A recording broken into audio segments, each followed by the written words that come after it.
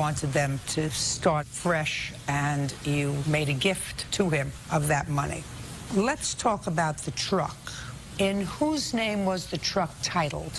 Truck was titled in my daughter's name, Jennifer Marie Hoville. My husband and I were the lien. If it was Mr. Gray's truck, why wasn't it titled in his name? He owed DMV fees, and it was all kinds of problems that he had. He had marital problems, he had bankruptcy problems. The problems that he had, he could not put the truck in his name. Had he filed for bankruptcy before he got the truck? No, he had not, ma'am. Okay, Jason, let's come back to you. Listen to me. You got the truck. At the same time, your girlfriend got a car. Yes. And both of those came from her parents. Yes. Because I read the papers and I put two and two together. So you drove the truck. Yes, sometimes. Most of the time I did. Don't play with me. I'm not playing with you. Everybody drove that truck. Who's everybody? She did. Her ex-husband did. Everybody drove that truck. He drove it. I wasn't the only one that drove it. What kind of work did you do? I did tree work at the time. And how did you get to work? I either had the company truck or I drove that truck. What company gave you their truck to take home? It was my brother's company. What company gave you a truck to take home? Name of the company? Gray's Tree. And if I called your brother right now, would he say to me that he allowed you, while you were working for him, to take his truck home on a regular basis? Yes. He would? He would. Really? Yeah, really. Okay. We may try him later. Now, you want to tell me about the bankruptcy fees that you claim to have loaned him? When was that? It was May of '08. He had asked for $1,100 for bankruptcy. He needed it immediately because his wife was going to file for all the bank charges that they had, and he had another vehicle that was in there, a Dodge Durango, that had to be repossessed, and he was going to have to pay $8,000 to $9,000 on that if Jason could not get the bankruptcy. Okay, so he needed $1,100 in May of 2008, 2 years ago. Yes. Now, in March of '07, you claimed that you registered the truck. Yes, ma'am. And how much did you take out on the truck? I got a convenience check for $3,000. Okay, and between March of '07 and May of '08, how much did Mr. Gray pay on the truck? $400. So a year and a half after he made literally no payments on the truck, and I assume you were making payments on the truck. Yes, I still am. You gave him more money. Yes, because otherwise he was going to get hit with the fees from his wife, and he was going to have to pay for his Dodge Durango. I heard the story before. Okay. After you gave him the $1,100 in May of 2008, when was the next payment on anything from Mr. Gray? Nothing. Well, then where have you been for the last 2 years? Well, he assured me that in 2009 he was going to get a large sum of money from his taxes and that he would pay me then. Well, I was very lenient with them. I have done everything in my power to love my daughter, even though I felt that she got hooked up with a loser, a drunk, and that's what I felt about him all along. I felt that this was a bad choice that she had made, but she's my daughter, I loved her, and now she had a child by him.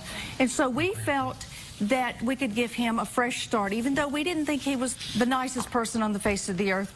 My husband working in corrections, we thought, well, we'll give him another start. It was a verbal agreement, no need to have anything signed, because I will trust you, and I did. And they faithfully said, he's very manipulative. He paid nothing. He paid nothing. Ms. Hublein, he paid nothing. He paid nothing. Listen. He said nothing. He made no arrangements. Every time I kindly said, could you please come over and let's talk about this? What do we need to talk about? He feels he's entitled to this, that this was given as a gift. I wouldn't give him anything as a gift because I never liked him. He's a loser. And it's just a matter of time before my daughter finds this out. She dogged me. Put your hand down. Put your hand down. How old are you? 32. How many children do you have? I've got 3. And you've had a bankruptcy? Yes. And you couldn't afford a car, right? How much money do you send for your children? Send them... Don't look over there. I send them $140 a week. $140 a week. Do they take that out of your salary? Yes. I'm all caught up. Caught up means you were far behind. I'm there. I'm paid up. I'll pay for that too. You ain't pay for nothing. No. Now, just listen. Did I let you speak? I understand where it's at. No, I understand where it's at. I got it. Now, when you had the truck. When she had the truck. When you had the truck. Did you take the truck off-road? Yeah, it was a woods truck. I had to take it off wood to listen get me. some wood. Listen to me. If you can answer my questions with a yes or a no, answer Yes, it. I took it off road. And you took it off road for...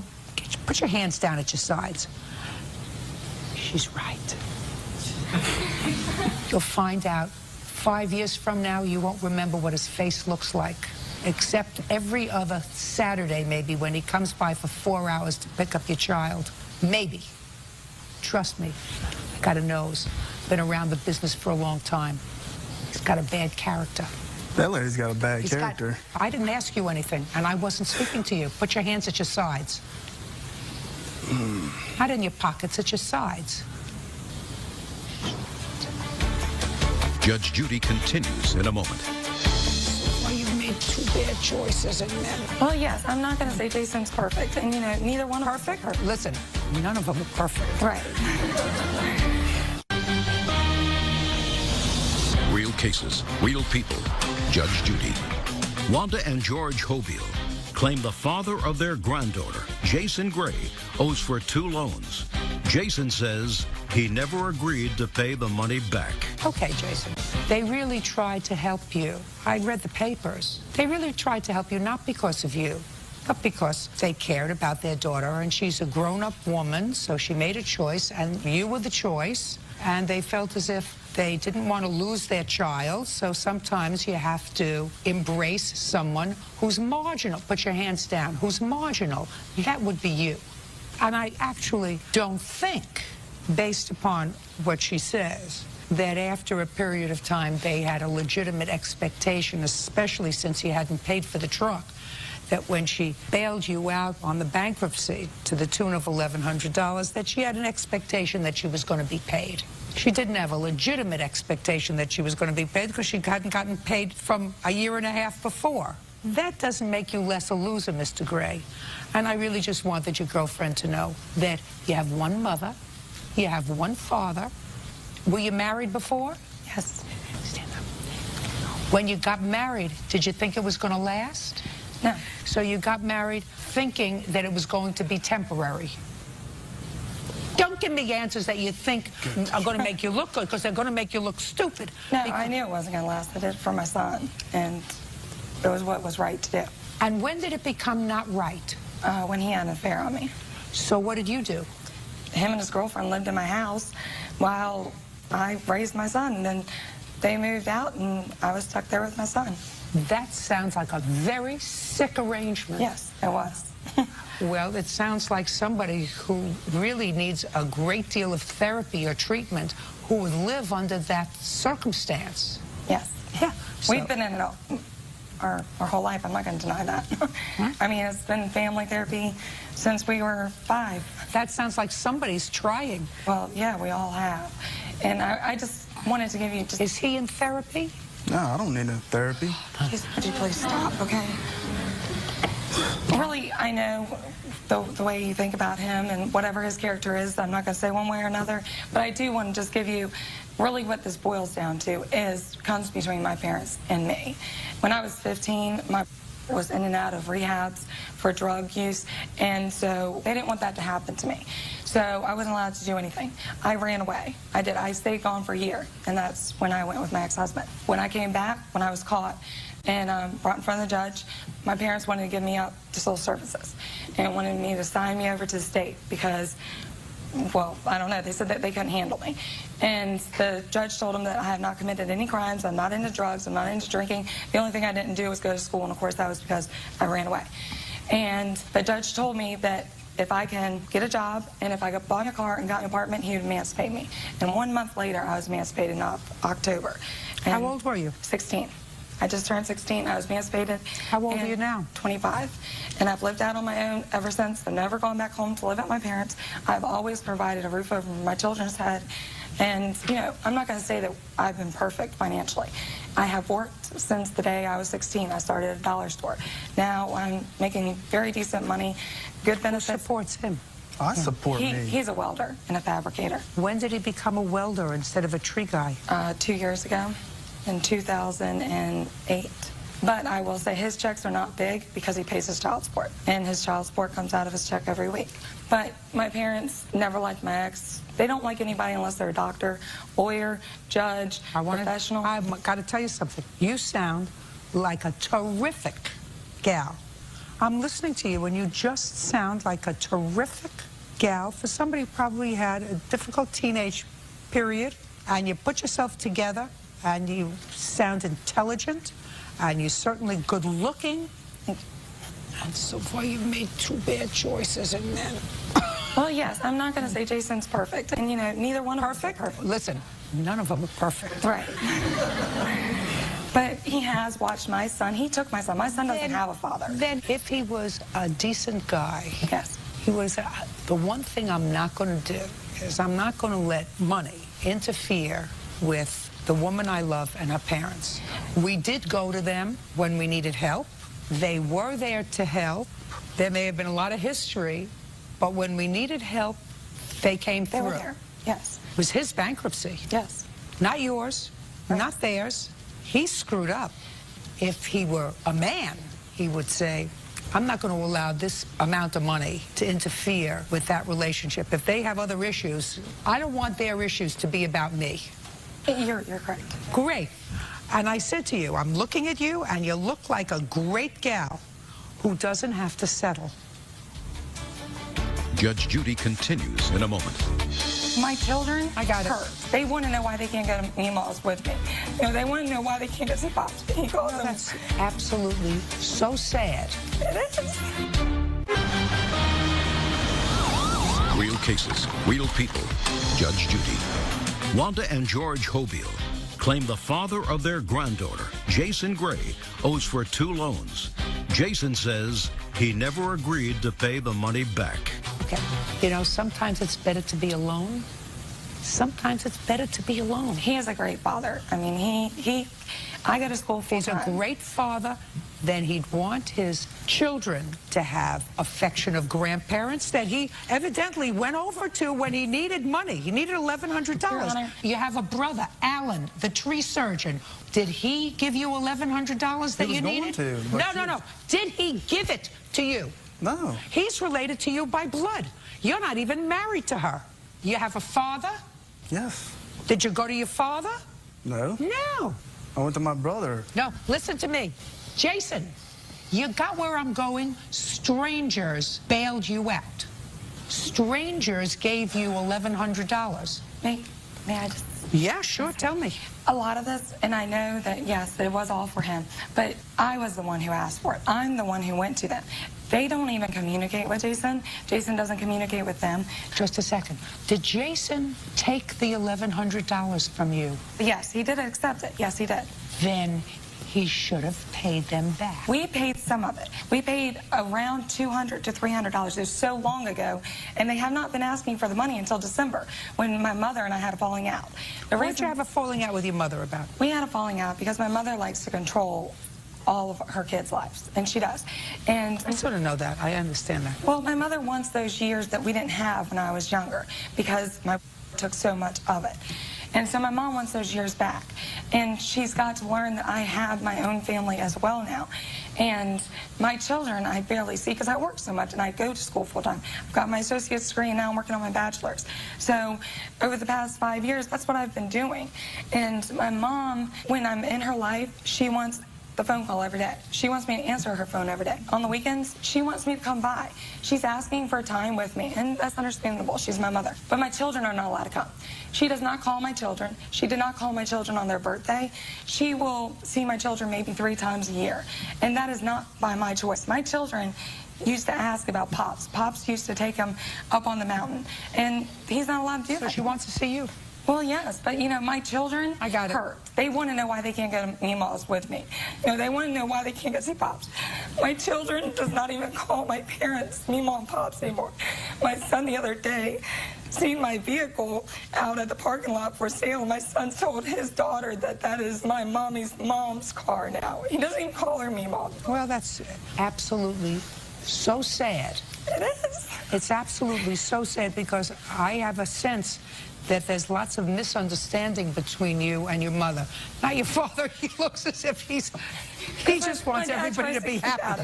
He's my teddy bear, and I love him. But there looks like there's lots of unhappiness. It's communication. It's a lack of communication. Listen to me.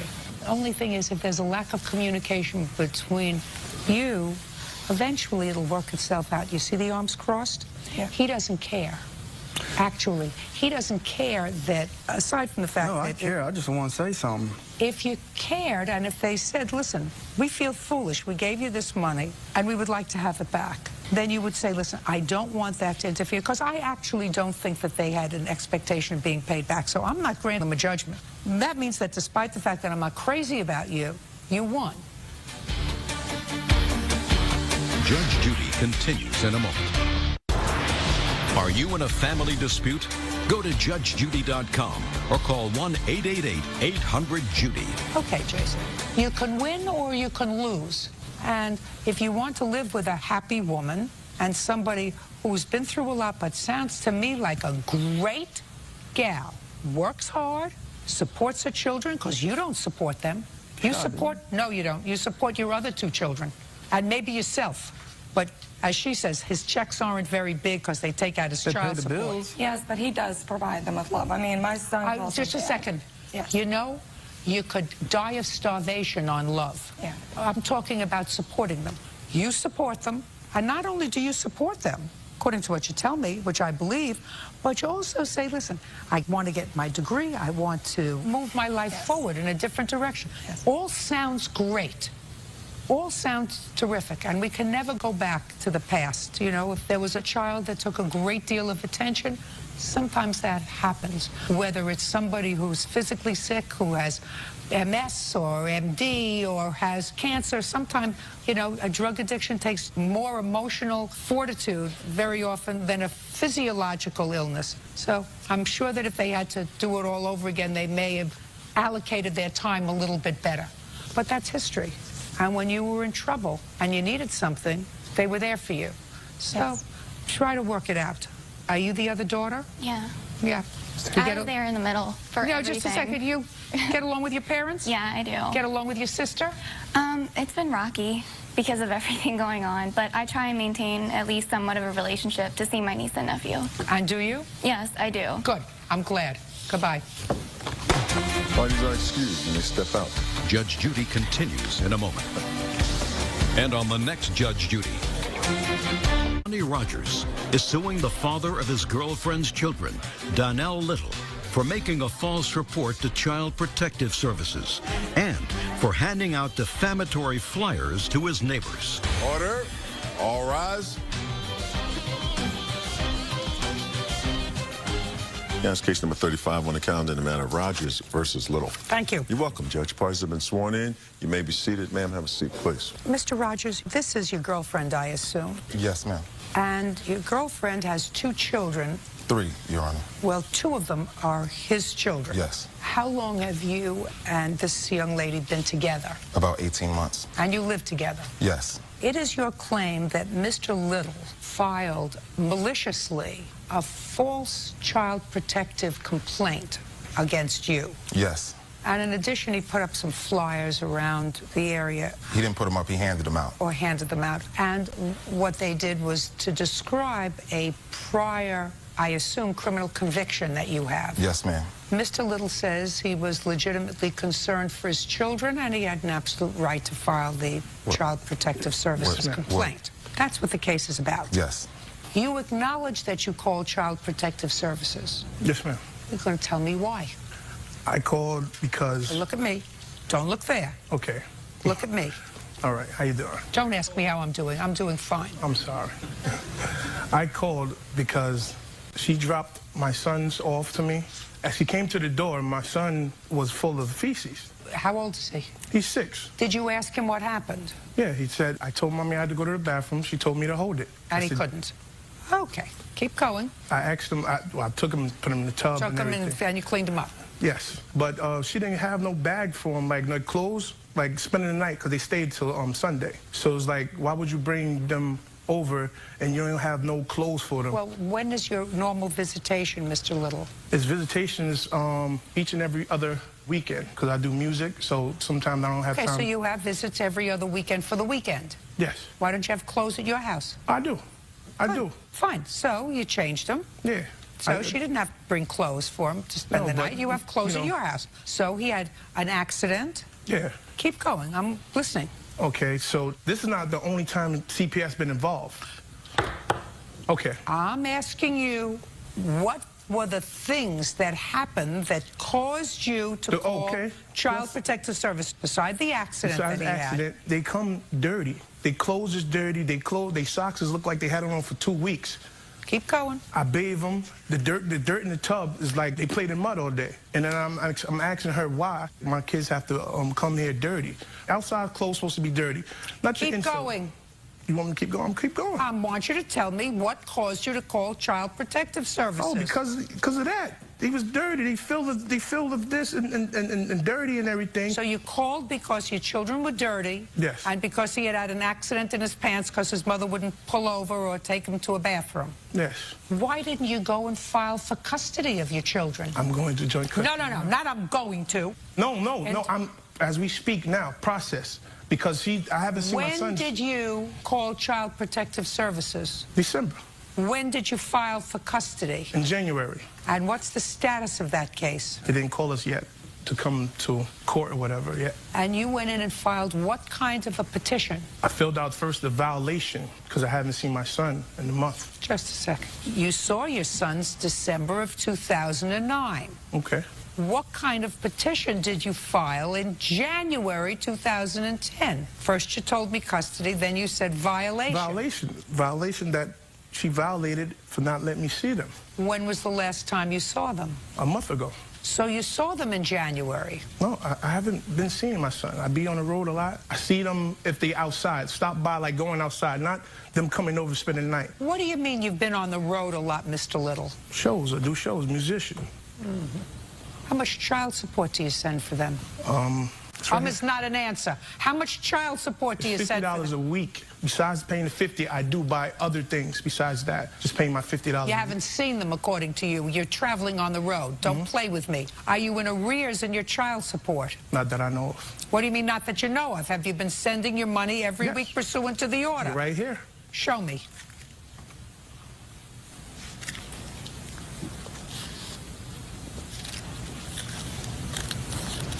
Take this back. I'm not interested in this. I'm not interested in this. This is what fathers do for their children. I assume that those are receipts for clothes and things that you bought. Yes, ma'am. I'm not interested in that. Okay. Stand up. Over there. Your last name is? Tunley. Miss Tunley, you get $50 a week from him? No. I've been getting the money since the court ordered it from the Child Collection Service. Since when? Since October 13th of last year. Of last year, since October of 09, it's been coming directly to? Child support. And you send it to child support? Yes, ma'am. All right, well, they look like there may be a couple missing. I doubled up. If you look at it, it says 100.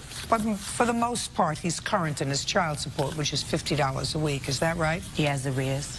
For the most part, yes. He's current. Okay. Do you work? No, not no more. How do you support your children? I was on unemployment. It just stopped, so I'm still looking for work as of now. Now, prior to the money going to child support enforcement, were you ever taken to court for arrears in child support? No, ma'am. Is that correct? Yes, ma'am. Now, Mr. Rogers, you indicate to me that you can prove to my satisfaction that he called Child Protective Services maliciously. Your Honor, I got a tape recording. He knows when he calls the house that everybody's recorded because this is where I do my business. Is what you're telling me that you recorded his voice? Yes, I recorded him in a conversation about why he called CPS. I'd like to hear it. Want to give it to me, Bert? I say something to that? No. Okay. I have to hear it. All right, all right. Judge Judy continues in a moment. What is this? This is the registry. that he's a This is sex the registry. offender, registered This is the sex registry. offender, that he touched little boys and girls. This is an incident that happened when I was 19 years old. It was one case with 2 people, and it was 3 older adults. Real cases, real people. Judge Judy. Jelani Rogers claims the father of his girlfriend's children, Donnell Little, made false accusations to CPS and passed out defamatory flyers to his neighbors. Go ahead. He sacrificed his time, his life. So don't tell me about what I'm sacrificing and you don't know what my plans are. You made me a part of it when you called CPS. You became a part of it because Tanika wanted to speak her mouth and say what the she said. Same way she sat there and say, oh, you told me to call CPS? Fine, I call CPS. That's the same he just did. So we want to call tit for tat. Tit for tat. Got it. But that's like calling the police and you're a gangster rapper. That don't matter. Is that it? Yes, ma'am.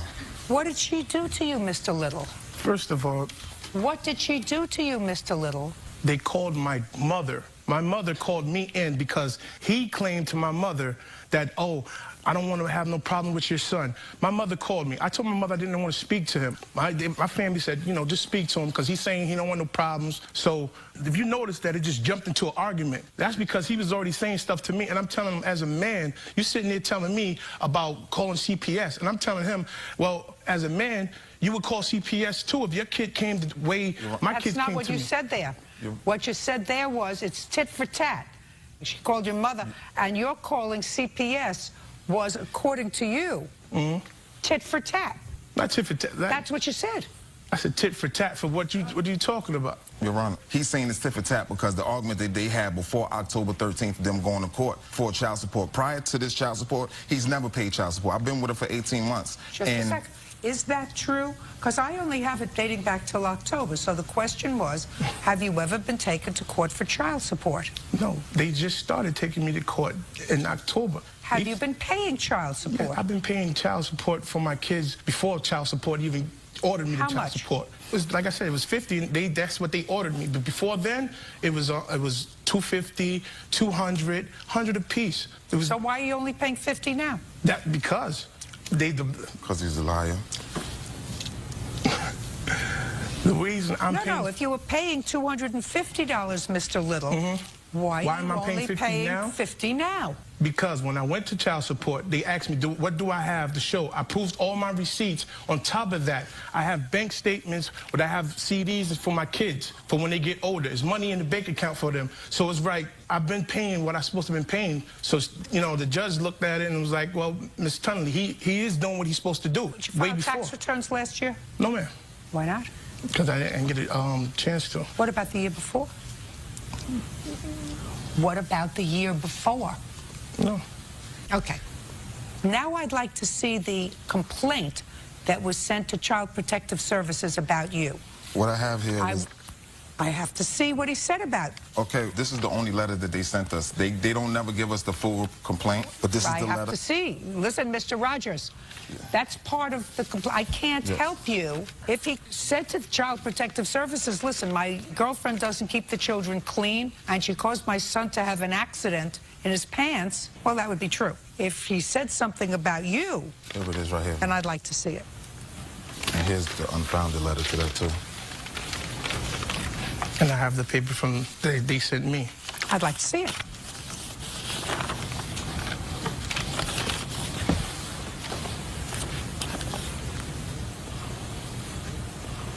Did you call Child Protective Services on him? I never called Child Protective Service on him. Well, is what you're telling me somebody called Child Protective Services about you? Yes. Well, who do you know did that? Them. How do you know that? She says she didn't. Did you? I didn't. I don't know what this is about, sir. All I know is he was made the subject of a report that you acknowledge that you called in. And when I just asked you before, on what basis did you call Child Protective Services, there was zero complaint about him, which means you had no basis to call Child Protective Services about him. Listen, they called me back. When they found that he lived there, because if you look, this was a different address there where he lived at than the address that he has now. And when they called me, they asked me, do I know anybody who's supposed to be staying there? And I'm like, yeah, that's the guy. I had this. Well, I just pulled this off from the school, because the school found out what he is and what he does. I don't know what you're talking about. Excuse me, Your Honor. First of all, he knew about this, what he's trying to say, in the summertime. What is this? This is the registry. that he's a This is the sex registry. offender, registered This is the sex registry. offender, that he touched little boys and girls. He was going around talk, just what he said. He was going around. This is an incident that happened when I was 19 years old. I made a mistake at 19. Twice. I apologized for Twice. it. It wasn't twice. It was one case. It was one case with 2 people, and it was 3 older adults. Judge Judy continues in a moment. I think you're all scamming the system one way or another. And I think there's a certain psychology that I'm seeing that's going on and that's making me very uncomfortable. Real cases, real people. Judge Judy. Jelani Rogers says the father of his girlfriend's children, Donnell Little, owes for making false accusations to CPS and for defaming his character. How old are you now? I'm 30, about to be 31 next month. Is this the last time you were arrested? No, it wasn't. I got arrested on an unrelated fighting charge 3 years after that. Other than that, I haven't been in trouble in like 6 to 7 years, right? I'm no longer on parole. I don't have any restrictions, anything. Because if I had any restrictions, I wouldn't be able to live right across the street from the kid's school. But if you look on it, the address is not the same. Your Honor, I have proof that I now have joint custody of my kids. If I was a pedophile like you said I was. My concern, Mr. Little. My concern is about my boys. No. If you were concerned about your boys, sir, you wouldn't be on the road. If you were concerned... But that's the way I make a living. The federal government doesn't know about that, sir. We understand each other? If you're concerned about your boys living with him and living with her, find a job in Yonkers and get custody of your children and stay in Yonkers and raise your children. But you only care about them when you're not on the road. No, you can't tell me I don't care about my kids. No. I thought somebody was harming my children. I guarantee you I wouldn't be on the road. If I thought my children were being molested or not cared for, I would have been in the courthouse, sir, last summer. I am in the courthouse. No. You can't tell me what I'm fighting my kids for, like, you know. You're not fighting for your kids. You can say everybody has a lawyer? As right now? As right now, as we speak, no, Mr. ma'am. Little. Well, since you don't pay taxes and you paid practically nothing in child support, then you should have enough money to have a lawyer to file an order to show cause alleging that your children are at risk and you want immediate custody. Well, if the court... You haven't seen him in a month. Ma'am, if the court... It's the violation for her. I haven't seen my son because of her. That's what I said to you, If I'm walking up the hill You're not following me, Mr. Little. But if I know you're used to being in control. No, it's not me being in control, but you're telling me, you're like, oh, because they told you to pay less. It's not my fault. I was paying more before I was paying less. She chose to take me to court because they feel that I was making so much millions of dollars or whatever, you know what I mean? So they wanted to take me to child support then, because before I wasn't going to child support. She was getting everything for my sons as I gave it. After he with got no problem. They figured they seen a video, they seen a CD that came out. Oh, he got millions. Now let's take him to child support and try to get more money. It didn't happen that way because the bank statements and everything for my kids spoke for itself. So if the judge sit there and like, well, he's doing his thing, Miss Tunley, and they asked her if she wanted it. Mr. Little, listen to me very carefully. Yes. I'm 10 times ahead of you, sir. Okay. If you've got bank statements with you as custodians or in joint accounts for your children, whose social security number did you use to open the accounts? Nice. No, because then the federal government would take it if they knew that you were earning money and didn't file tax returns. That's what people do when they live in this country. If they make a video and they're making money, they file tax returns. The label I'm signed to or whatever. They did that. They did their paperwork with that, with the filing and everything. Mm-hmm. Everybody files taxes that earns money on April 15th of every year, Mr. Little. And my fault with you lies in the fact that I listened to the tape and you said that's what happens. It's tit for tat. You heard a part when we were arguing back and forth. I heard what you said. Okay, you didn't hear the whole tape. He wouldn't play the whole tape. Why? You know what I mean? They called my mother's house to speak to me. Actually, I didn't want to speak to them. What does that have to do with Child Protective Services? Because he's talking to me. We talking to the man. He's like Child Protective. I like, dog, I call Child Protective because of this. Because of what? Because, one, I don't want you around my kids. Yeah, but you knew, sir. You knew about these convictions during the summer. No, 2009. no. Conviction not in the no summer. Well, when did you find out about December. The same time with the child, with the CPS. Your Honor. In December. Your Honor. it? Yes. The day of his kid's birthday was just August 9th. He came up there and confronted me about why did I say that I wasn't taking care of my kids. I asked him why was he going around passing out flyers. He knew that, matter of fact, it was the last week in July. He knew that from July on to the birthday party, 3 weeks, all this drama was happening because he was passing out flyers. It stated in your Facebook that when you came on it. When were you notified, sir, that someone had made a complaint about you to Child Protective Services? In December. And who did you think did it? I know who did it. Think, okay. Who did you think did it? Miss Tully and Mr. Rogers. How many other children do you have? I have a daughter. With whom? With my baby mother. With my other baby mother. Have you ever been in court with the mother of your daughter? No, ma'am. Do you support her? Yes, ma'am. How much? A lot. He lives here. Sit down. Judge Judy continues in a moment. Want justice? Go to JudgeJudy.com or call 1-888-800-JUDY. How much? Whatever my baby moms tell me that she needs this for my daughter, she needs pictures, she needs this or that, whatever. I think that you called Child Protective Services on him out of spite. Oh, no, ma'am. But I also think that you probably all deserve each other. I think that you probably use Child Protective Services as a weapon. This is not the first time. I think that you all use Child Protective Services as a weapon, and I think you're all scamming the system one way or another. He works, he's not supposed to live there, you get public housing, you get food stamps, all of which you didn't tell me, you also get unemployment insurance, that's what you told me. You haven't paid taxes in years. There's a certain psychology that I'm seeing that's going on and that's making me very uncomfortable. So there's no question in my mind, Mr. Little, that you called on this one occasion Child Protective Services on Mr. Rogers out of spite. As you say, tit for tat. But I'm not sure that you were the only one who did it. So on your complaint, Mr. Rogers, I'm awarding you $500, not $5,000. Do you understand? Yes. That's all. Excuse you, may step down, sir, ma'am, wait here. Judge Judy continues in a moment. And on the next Judge Judy, Jason Sparks is suing his ex-roommate, Renee Esky, for assaulting him with a beer bottle and then having him falsely arrested. Order. All rise. Now it's case number 18 on the calendar in the matter of Sparks versus Esky. Thank you. You're welcome, Judge. Parties have been sworn in. You may be seated. Gentlemen, have a seat, please. Miss Esky, what do you do for a living? I'm a waitress. Who do you work for? The Greek Corner on Orange Avenue in Orlando, Florida. How long have you worked there? I've been there now for 4 months. Prior to that, where were you working? I was working at a club in Orlando. What kind of club? A nightclub. Doing what? Serving. How long were you there? I was there on and off for about 8 months. What does that mean, on and off? I didn't always work there full-time. I had taken a couple breaks. How do you get to work?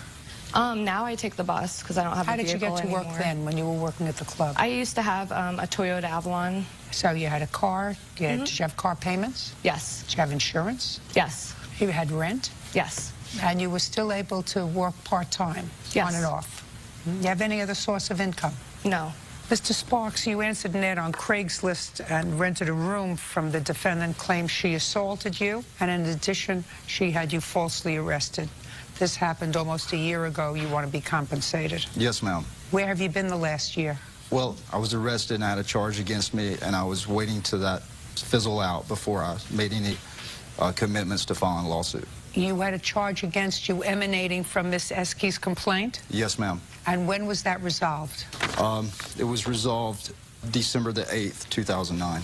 Can I see the complaint that she filed against you, just so that I have the information, and then you can start from the beginning? Yes, ma'am. While you're looking for it, you want to tell me when you answered this ad on Craigslist? I actually answered the Craigslist ad in the 1st of September. Where were you working in Orlando at the time? I work as a subcontractor painter. I've been working for the same company for going on 9 years. Okay.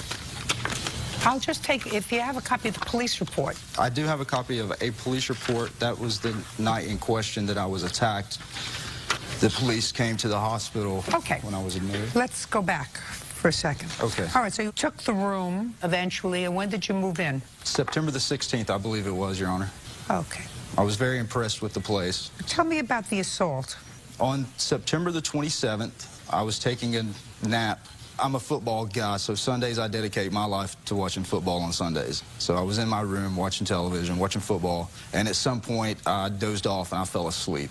Around 2:30 that afternoon, Renee come into my room and grabbed me by my shoulder and started cursing me, calling me names, and asking me what happened to her money. You stole my money. You stole my money. She then proceeded to go to my closet, pull out a bunch of clothes, start ransacking my room, picked up a belt, which I had a buckle on it, and she started beating me with the buckle, beating me hard with the buckle. Her witness was there. I'm not really sure what role he was playing, and it was happening so fast. I got around him, and I went outside. Renee and her witness came outside a couple of minutes later. I saw them drive off the property, and I went to a friend's house. 4, 5, 6 hours later, I came back to the apartment. No one was there. Went to my room, and the reason I went back to the apartment is because I had paid my rent. I had really nowhere else to go. I had put all my money into this. I come back, like I said, Sunday evening. No one was there. I got up Monday morning. I had a huge bruise on my arm. I had to work. I don't never miss a day of work, ever. Went to work with Bobby. Came home that evening. No one was there. About 8:30, Renee comes in. I'm in my room. I pretty much just stayed in my room the whole time I was there, either there or out on the balcony overlooking the swimming pool. It was kind of comfort zone for me. But at this point, I was in my room, and Renee knocked on the door several times. I told her I did not want to speak with her. She persisted on knocking on my door.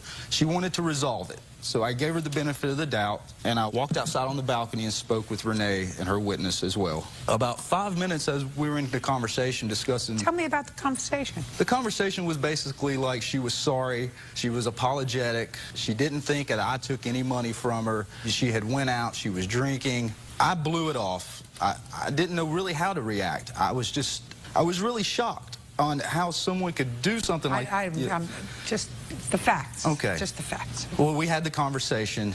The conversation lasted no more than about 4 or 5 minutes. Someone rang the doorbell. Renee and her witness got up, went to the door. I'm still out on the balcony.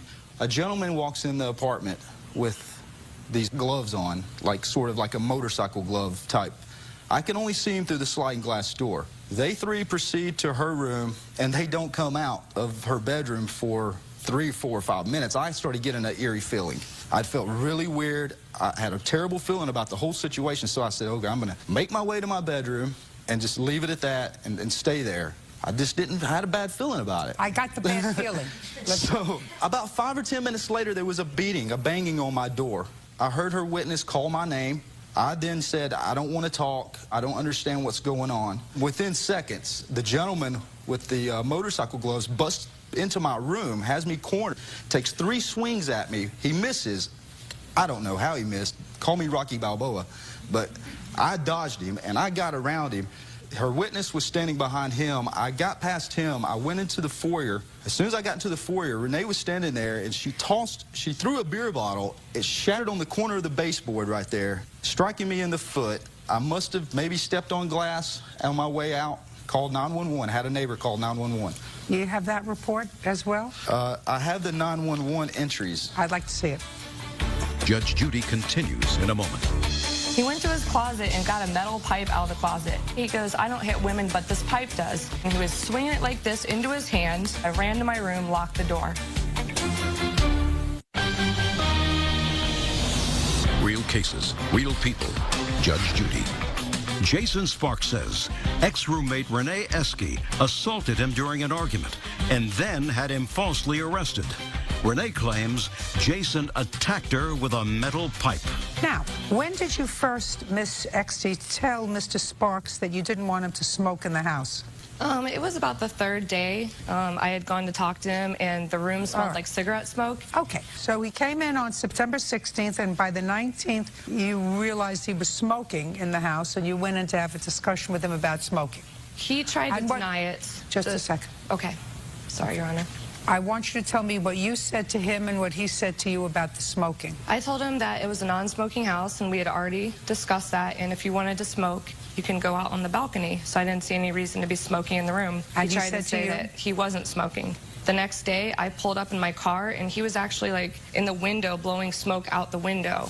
And when he saw me, he ducked back into the window. Okay, so what did you tell him then? Well, when I knocked on his door, he was immediately very aggressive, you know, was like, leave me the F alone, and I paid my money and I can do whatever I want here. And I said, well, no, that's not true. This is my place and I'm renting a room, and it's a non-smoking house. I mean, if you don't like it, then after your time is up, you can find somewhere else to live.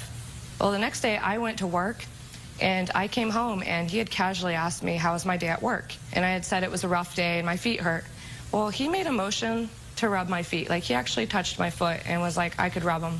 I gave him a look, and I was like, okay, there is nothing like that going to go on here. This is nonsense.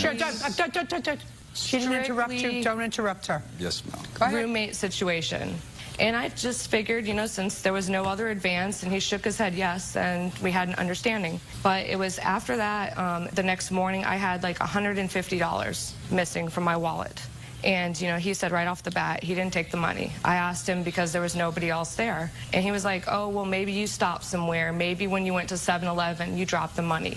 Well, I've been going to that 7-Eleven for 10 years. Well, point was, they reviewed the tapes. I didn't drop any money there. I don't care. So he keeps saying, you know, he didn't take the money, he didn't take the money. Well, the next day, my witness came over, and we had had a couple drinks, whatever, hanging out. And he had told me that, you know, his wallet and keys were up in the kitchen, that he had $200 missing out of his wallet. So we decided to both talk to Jason and ask him about the money. I don't understand something. Your witness comes over for what? Because we're friends. So what did he come over for? Just to hang out. Okay, and you were having a drink. Mm-hmm. What was his wallet doing out of his pants? I don't know. I have lots of friends that come over to my house. Their wallets are not, their wallets are not out of their pants. The only one who takes their wallet out in my house and puts it on a table is my husband. So I don't believe your witness that he had his wallet out and $200 was missing, unless he sleeps over and his wallet was somewhere in the house. Do we understand each other? Yes. Because it doesn't make sense, and if it doesn't make sense, it's not true. We understand each other? Your Honor, that's exactly what had happened. Well, that's not what she said. Well, she forgot. That's not what she said. I hadn't gotten to that part. He did stay on the couch because Just a second. That's not what you said, sir. That's exactly what happened, is that I stayed the night because she was fearing for her life from what he had accosted her with, from some of the statements that he had made that were not true. Stand up, sir. Right now, nobody... What's your last name? Cropper. Mr. Cropper, up until this point, he hasn't said anything to her. They haven't had any altercation at all. And the baloney about touching her feet is just that because it's not in her answer. The only thing that she said to him was, my money is missing, and he said, I didn't take it. That was it. Okay, so, Your Honor, after that had happened, he offered for her to go into his room and look and see if the money was there. He also had his wallet on the bed. While he was giving her the opportunity to look at everything, she picked up the wallet to go look at that. That's when he grabbed her finger and twisted it back. At that time, she called me into the room. And you didn't see that. Yes, you did. Yes, Just a minute. You just said she called you back into the room. How could you have seen what he did to her finger if you were outside the room? She called me into the room. You just said... Because I was standing at the doorway. You just said to me, sir, it's never going to get better, Mr. Cropper. Okay. Do you understand? I understand. Are you looking at me and telling me you saw him twist her finger? Is that what you're telling me? Be very careful what you're telling me, Mr. Cropper. Are you telling me you saw him twist her finger? Yes, I did. Because she was sitting on the bed looking through the wallet. When he grabbed her finger and twisted it, her thumb, I'm sorry, and twisted it back, that's when she called out, Freddie, got my finger and started crying out. I went in the room and grabbed him by his shoulders. That's where his bruise came from. Where were you? I was right at the doorway of his room. I wasn't inside his room. What were you doing at the doorway of his room, Mr. Cropper? When we confronted him about the money, Jason said, feel free to search anything in the room. And I didn't enter into the room. I looked through everything. He only had a problem when I got to the wallet, because he's standing there in the doorway, too, watching. Who's standing in the doorway? They were both standing there watching me search. I didn't find anything when I got to the wallet. Ma'am, I was actually asleep taking a nap. No, he wasn't. And she busted into my room and picked me up by my shoulder, and he was right behind her. She went to my closet, started ransacking my room. She took my stereo, picked it up, slammed it, took my alarm clock, smashed it across my television, and it is very true. My witness seen the damages that happened to my room. I took him my alarm clock that she dismangled across my television. Well, the television set is one thing. An alarm clock is something else. I understand. Sir. We don't have anything in here. Damaged several of his music CDs and sunglasses. Yes. Well, all of a sudden, that got a little worse just now. Judge Judy continues in a moment. I actually spoke to law enforcement to see how I could get him out, and they told me I would have to have him legally evicted. Ma'am. Oh, listen, don't interrupt her again, because now we're getting to the good part.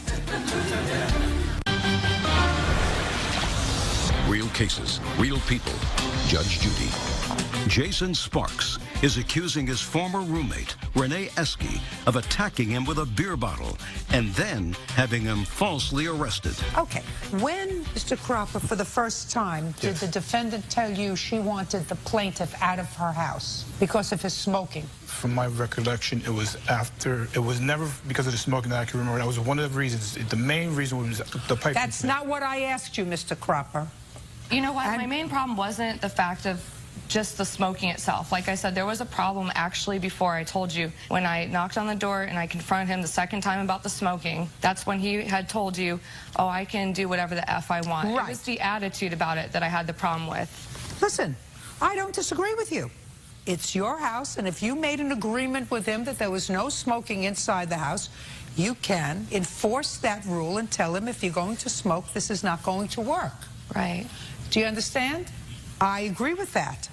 I don't agree with you trying to get him out of your house because of that and utilizing some other reason to get him out of the house. And you got a lot of money in your wallet for somebody who's not working and who has no visible source of income except a part-time waitressing job, which is what you told me you had. That's a lot of cash that you had in your house. That was all the money I made that night, and it was gone. And then when I had a friend, and he did stay over on the couch, and he's saying when his wallet and keys were out there on the counter, the next day he said his money and his wallet was missing. That's why we both confronted him. Why would Mr. Cropper, after you told him that your money was missing, leave his wallet out on the counter? He's coming over to sleep over because you've told him that the person who lives in your house is a thief and stole money out of your wallet. Why would he leave his money out on the counter in his wallet? That doesn't make sense to me. Okay, let me see your hospital report, please, of the second incident that involved the glass. Okay. You want to tell me, Miss Exie, what happened with the glass bottle? The second incident with the bottle, he's over again, and there's a third person over. Who's the third person? The third person is named David, and David is a friend of Fred's. Right.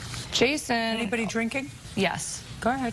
Jason had opened up the sliding door, you know, this is after our incident, and he had an attitude, and he actually said that he cooked some food and used the B word. He's like, I cooked some food. B word. And when he said that, like, Fred and David actually had a problem with that, and like David is like in the dark about the whole situation, and he's like, what's up with your roommate, you know? And I started telling him what was going on. Well, David was like, you know, I think we should go have a talk with him. I was actually in my bathroom and I heard a commotion, and those two said that they had knocked on his door, and I guess there were some words exchanged, some of them being the N-word, and David ended up taking a swing at Jason and missed. And he had told me that Jason was holding his beer bottle in his hand, and like when he took the swing, Jason ducked and ran past him out the house. And when he ran out, he told me that he had no shoes on and his beer bottle was still in his hand. Ma'am, I was not drinking that night. He was drinking every night. I don't drink during the week. Yeah, so were you. I drink... Just up. So were you. So was he. And so was your other friend. I have a feeling this was a house that I would not want to live in. Judge Judy continues in a moment. Are you the victim of an assault? Go to judgejudy.com or call 1-888-800-JUDY. Now, I want you to tell me what you had him arrested for, Miss Exie. Okay, the later incident, it was about 8:30 in the morning, and Jason had actually been gone for about 3 days, and he still insisted upon coming back. And I actually spoke to law enforcement to see how I could get him out, and they told me I would have to have him legally evicted. Ma'am. Oh, listen. Okay. Don't interrupt her again, because now we're getting to the good part. Yes, ma'am. Okay, so he came back after 3 days. He came back, and like I had actually talked to my... Second. Okay. He came back after 3 days, and he had fully paid for the month. Yes. Okay. And like, you called the police and said, I don't want him here. And the police said, hey, 10 steps ahead of you. And the police says to you, you're going to have to formally evict him. He has the right to be here. Yes. Next. Well, they had told me it could be a long process. Of course it can be a long process. When Yes, I told him understand. about it, he said, you know, I know my rights. And he said, go ahead, try to make me. And like what I didn't understand was after all this stuff, if he feels so threatened, all this is going on, why did he keep coming back? I asked you why you had him arrested. At 8:30 in the morning, he comes in the apartment and he's like, things are going to happen my way from now on. He's like, if I see any of your, and he said, N-word friends, he's like, this is what I'm going to do. He went to his closet and got a metal pipe out of the closet. And he was like, if you don't start doing things my way, he goes, I don't hit women, but this pipe does. And he was taking the pipe and he was swinging it like this into his hand. As soon as he did that, because he was right up in my face, I was like, this is crazy. I took out my cell phone. I told him I was calling the police. I ran to my room, locked the door. I want to see your complaint. May I say something, Your Honor? No, not yet.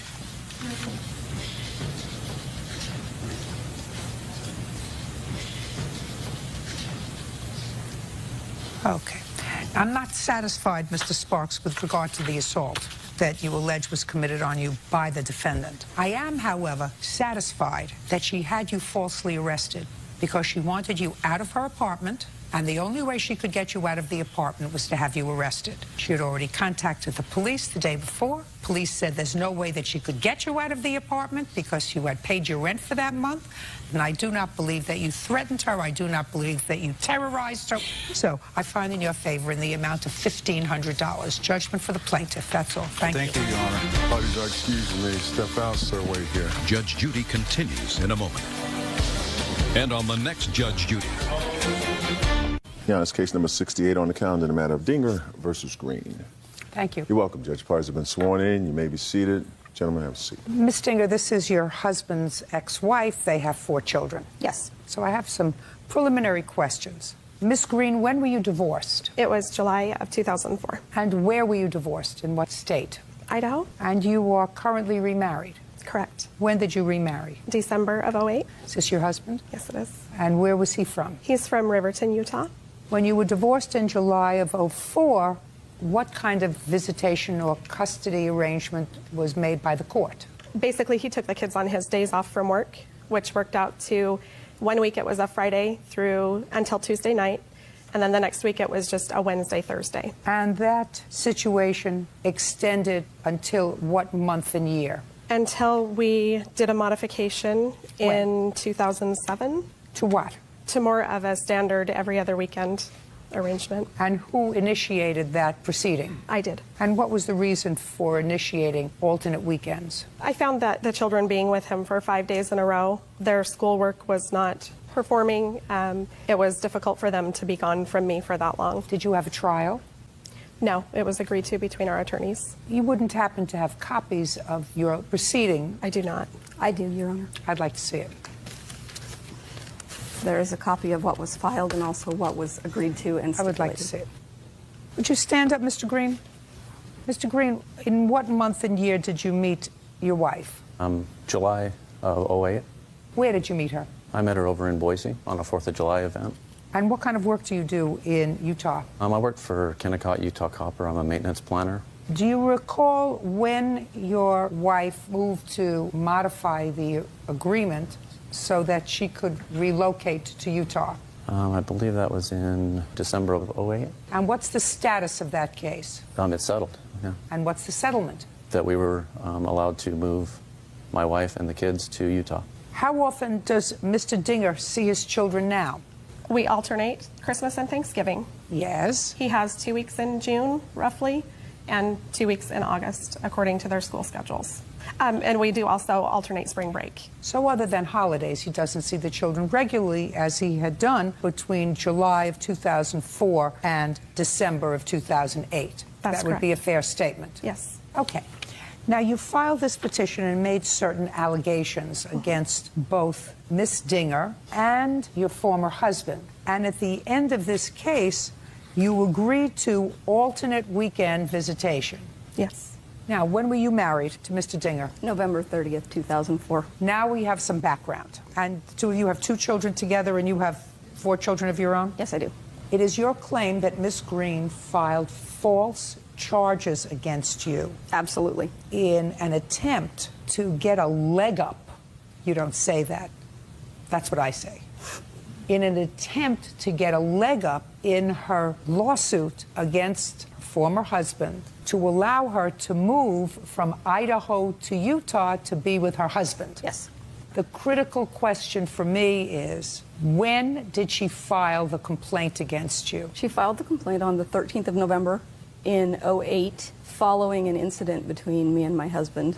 We had agreed to separate due to some issues that we were having. She claims that there was an act of domestic violence. There was not. Did you call the police? No. Have you ever called the police to report a case of domestic violence against your husband? Yes, I did. When? February 3rd, 2007. And what was the result of that case? It was dismissed. At your request? Yes. You had to think about that?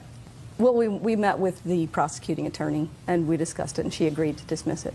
Because that's what you wanted? Absolutely. Got it. I'd like to see the complaint she filed in November of 2008, and that's the one you're complaining about, is that right? Yes. And you were married December of 08? Yes. All comes clear. Did your wife ever discuss with you moving to Idaho? No, we never discussed moving to Idaho just because of my work. I work in the mining industry. And so if you were going to marry, the expectation was that she was going to move from Idaho to Utah? Yes. But she couldn't because she would have to leave her children behind. Right. We knew we'd have to. Right? Yes. Unless you got a court to agree to relocation. Right. You got where I'm going, Mr. Green? Mm-hmm. Good. Now you can sit. I'd like to see what she filed against you.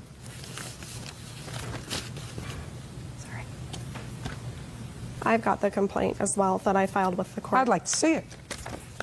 You would agree with me that your timing was serendipitous, madam. You know what that means?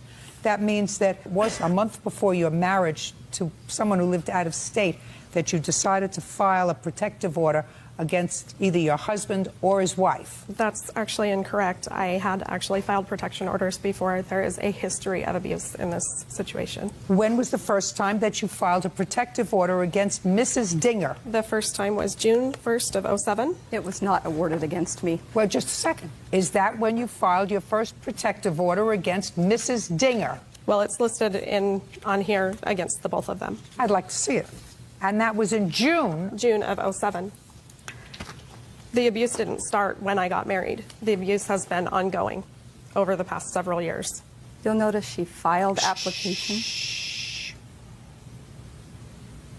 Well, this says the respondent is Donald Dinger.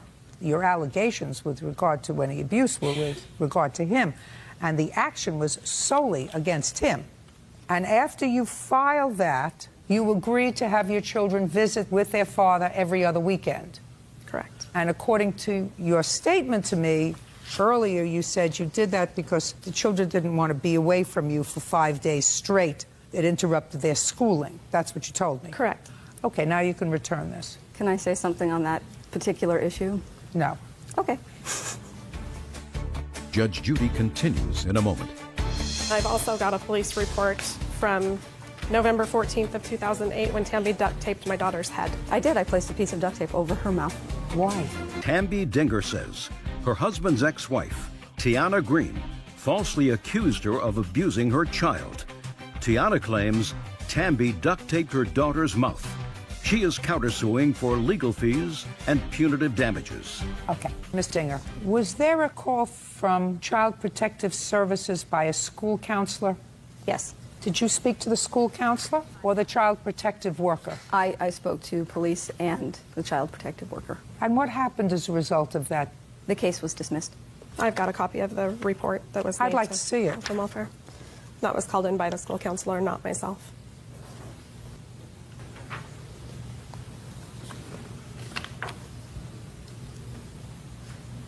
Oh, well, my dear Miss Dinger, this says that the school official saw fingernail marks on the child's face. That's what it says. Yes, I've seen it. It was called in by the school. It wasn't called, it was observed by someone at the school. It's not the first time the child has made similar allegations. At one point in our home, she was sucking on her arm to give herself a hickey, which would turn out to look like a bruise, and informed her younger sister at the time, I'm going to tell the school counselor tomorrow that Tammy did this to me.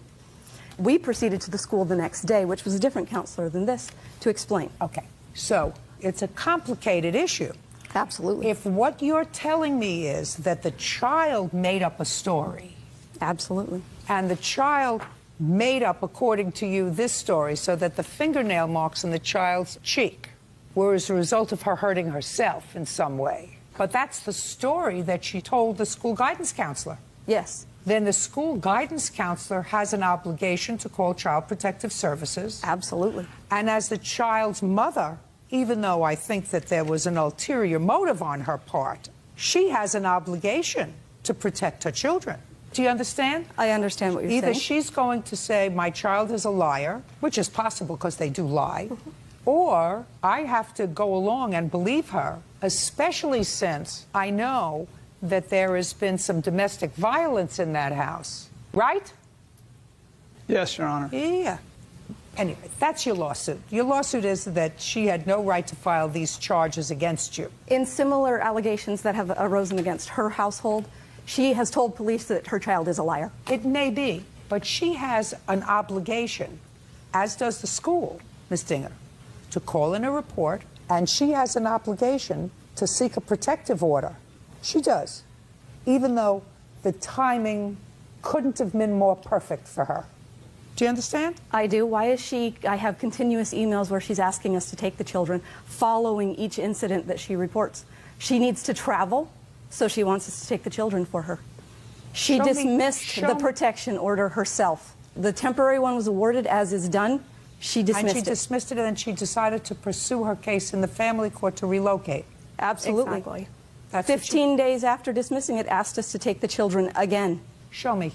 I have numerous emails here. No, I would like to see, after she was advised by the school counselor that there were finger marks on the child's face, and after she filed for the protective order, I would like to see an email where she asks you to take care of the children. Wednesday, the 7th of January, 2009. Can I see it, please?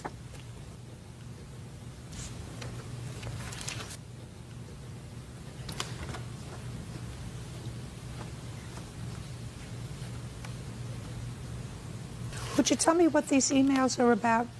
We have gone solely to email communications, so I would have to see them to see. Would you show this to Ms. Green? Email communication that was supposed to be between their father and I. Which are often addressed to me. I just want you to explain that to me. She was in a meeting. Looks like we were just, I mean, the fact is that the visitation had to occur. I couldn't get around that at that point. So it looks like here I would like to keep this weekend the same. I'm flying to Salt Lake City. Once we had agreed that he would allow me to move with the children to Salt Lake, he quit taking them on his weekends. And so that's what this was. Can I have that back, please?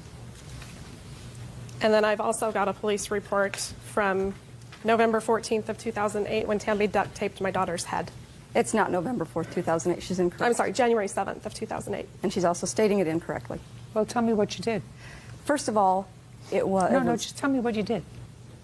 I did. I placed a piece of duct tape over her mouth, about a 3-inch. Why? 3.5 hours of violence. She woke up in the morning screaming and yelling, violently acting out towards her 3 younger siblings. How old is she? At the time, in 2008, she would have been 10. She has a history of issues.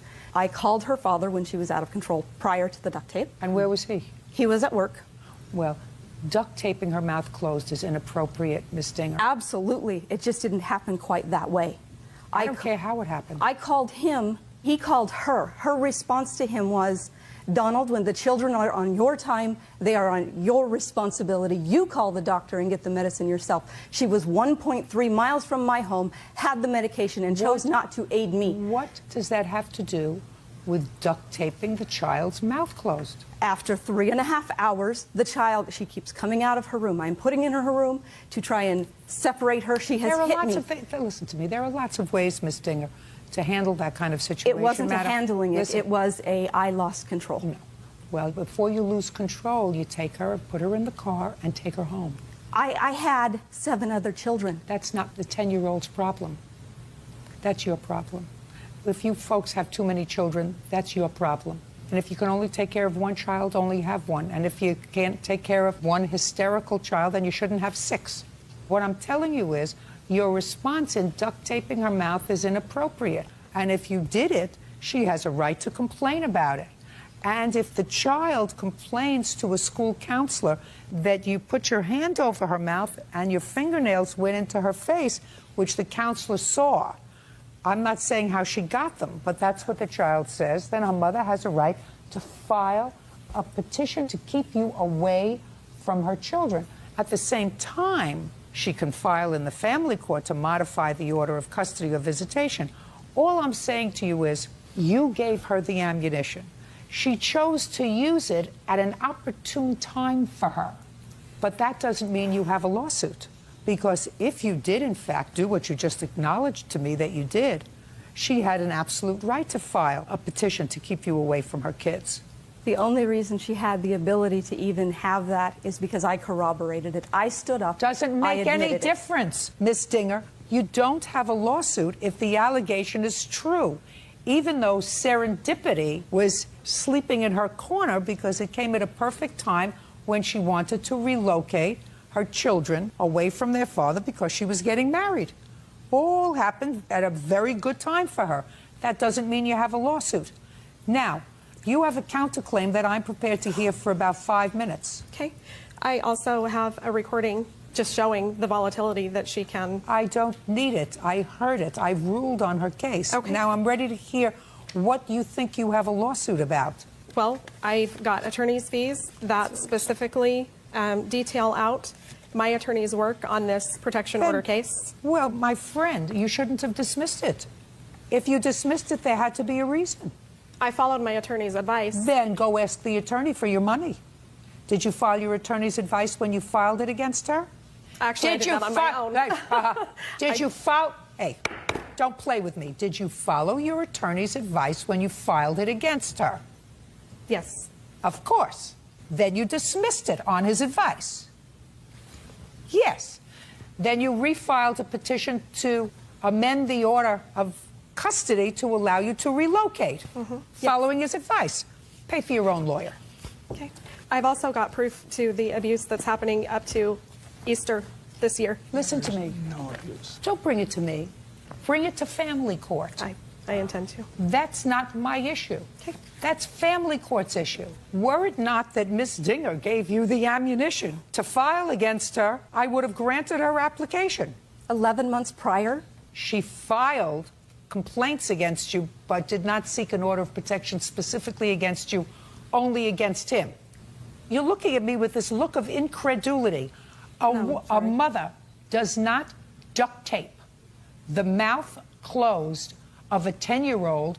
That's stupid. And I don't care whether it happened 11 days or 11 months before. I'm saying you gave her the ammunition to file the case that she did. The fact that she did it because it was part of a scheme to allow her to move to Utah just was perfect timing on her part. But she didn't make up the allegations. They were true. She did. They were true. Under oath.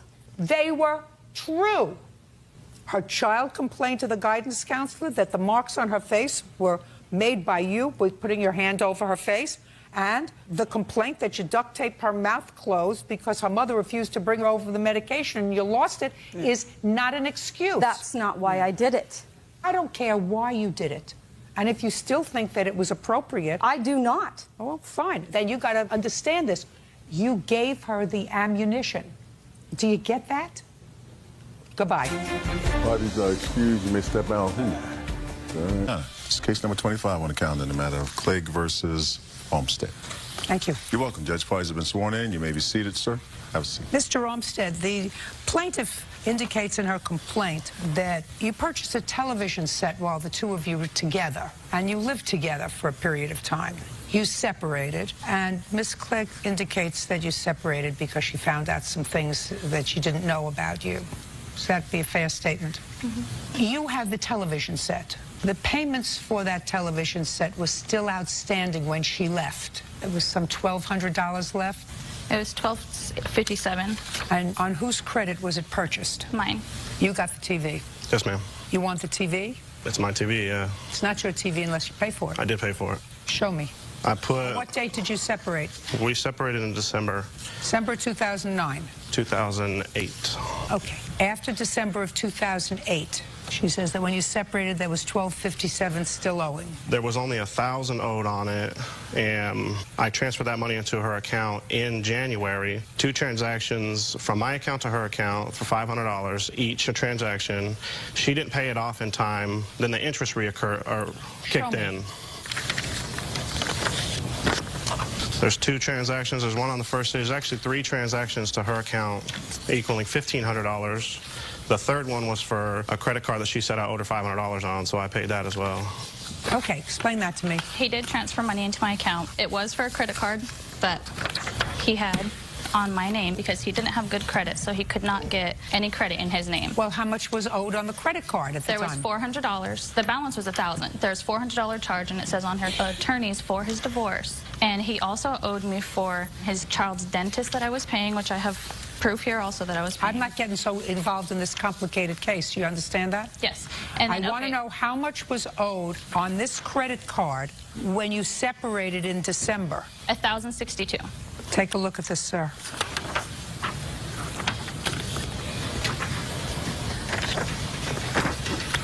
All that one is the $400. The only thing on this that I owe was $400, and I paid her $500. $404. She paid my retainer for my attorney for my divorce with this credit card, okay? How much? She paid $400. Yes. I paid her $500 for the interest. So I transferred $500. There's 3 transactions there of $500 apiece. And so what you're telling me is none of those other transactions on that credit card are yours? I mean, no. Look carefully. That's only 1 month statement. That's dinner. I wasn't trying to get for that credit card. I was just saying that some of it. She asked me. No. Listen to me, Miss Clegg, very carefully. I see he transferred $1,500 to you at the end of December and the beginning of January. $1,500? Yeah. 3 payments of $500. 2 on January 7th and 1 on January 21st. I did not get those transactions. Those are my bank records from my bank account to her bank account. So I don't know how she couldn't have got them. Miss Clegg, I just need your checking account for the months of December and January. Here we go. December 2008, January 2009. Do you want the withdrawals or just the deposits that he had given me? Oh, the statement. You should have it. Transfer from. I have 1 January 7th for $500 that she did, in fact, get. There is only 1 on January 7th for $500, sir, not 2. Oh, you know what? The one that says Clegg L, that's a different account. I transferred that because she said that she needed to put it into a savings account. So just a second.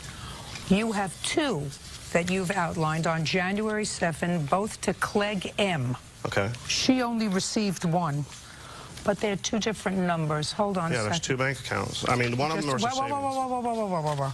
Wait a second.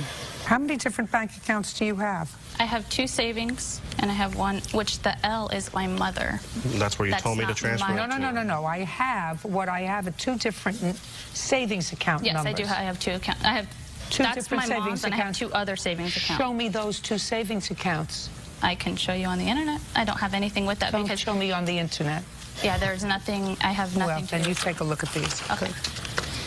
Yeah, Clegg L is my mother, not me. I just put it in the account she told me to put it in. You owe my mother money. Oh, now I owe her mother money. No. I believe you. Mr. Olmsted. Yes, ma'am. I see where you gave her $1,500. She says she only received 1 payment of $500. That's a lie. Yes, ma'am. She received 3 payments of $500. 2 went into her savings accounts and 1 went into her checking account. Yes, ma'am. So I don't believe that he only gave you 1 payment of $500. Now, One of the Clegg L is my mom. I don't care. But that goes towards the TV? His defense is that he gave you money after he moved out. Some of it was for his credit card, for his lawyer, and some of it was for the TV, $1,000 for the TV, which at that time, that's what was owed on the TV, which he paid for. He said the fact that you didn't make the payment on it and it went up to $1,200 is not his problem. If I believe him, then he doesn't owe you any money for the TV. I put $1,000 down on that TV too, which I have proof of. I don't care. TV, listen to me. All I'm concerned about is whether when you moved out there was any money due and owing on the television that he kept.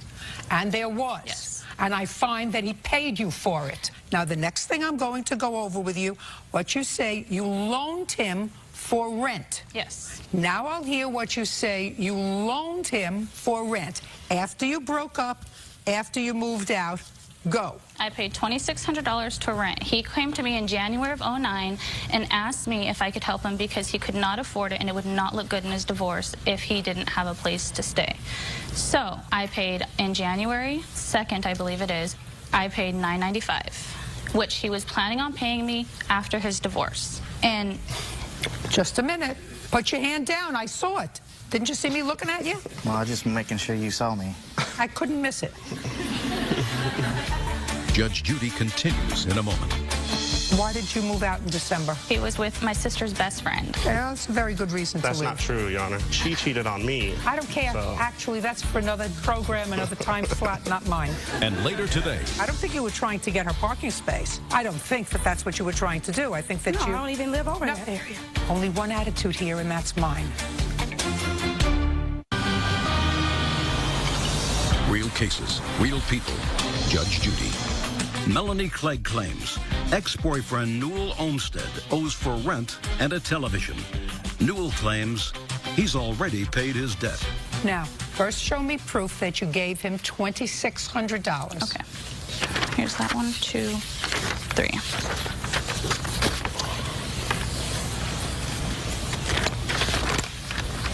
Don't give him anything. What are you showing me here? The withdrawals out of the account were the rent for his house. That's a Wells Fargo account. It goes into a Bank of America account. And I had cash so that it wasn't the exact same amount every single month because I was... Did she give you any money towards rent? She didn't give me any money. She paid, I mean, yes, she did go pay the rent for us. When? January, February, March, but she received half the rent from him, so I don't know why she pulled out $900. Shh. January, February, March. Now, she was not living with you then. She moved out in December. Just stuck us with everything, just moved out. And who were you living with at that time? He moved in, or he decided to stay to help me with the rent since she moved out. Was this apartment in both your names or just your name? It was just in my name, but we lived there together, yes. Did you move in together or did she move in? Yes. We moved in together in December of '08, and she moved out in December of '08. Where had you been living before? We had a house that we rented for a year. The lease was up. We wanted to get into a cheaper place, so we got into a place that was $300 less a month. When you lived in the house, were you sharing expenses? Yes. And why did you move out in December? Because he was with my sister's best friend. Yeah, that's a very good reason to leave. That's not true, Your Honor. Even if she thinks it, it's a very good reason It is to true, leave. but the reason we split up is because she cheated on me. I don't care. So. Actually, that's for another program, another time slot, not mine. Okay. I don't actually care about that. All I want to know is she moved out, the lease is in solely your name. Yes. And would you tell me why she paid any of the rent for January, February, and March? She was helping me out, like she said. You know, I didn't have... She was helping you? Yes. Why, if she was furious with you, because that's what she says, she was furious with you. I didn't say she was furious. Why? She says. She says she's furious. I didn't. Why? No. Listen to me. Hey. Yes, ma'am. Okay. Why would somebody who is furious with you, she says she was furious with you, give you money? That baffles me. I wouldn't give you a penny. I wouldn't either. She found out about him being together with her friend. Listen, go get your 15 minutes someplace else, but don't shout out here. I'm not trying to get 15 minutes. I'm just trying to state facts. I don't want you to state anything unless I ask you to. I raised my hand earlier and I didn't get a turn.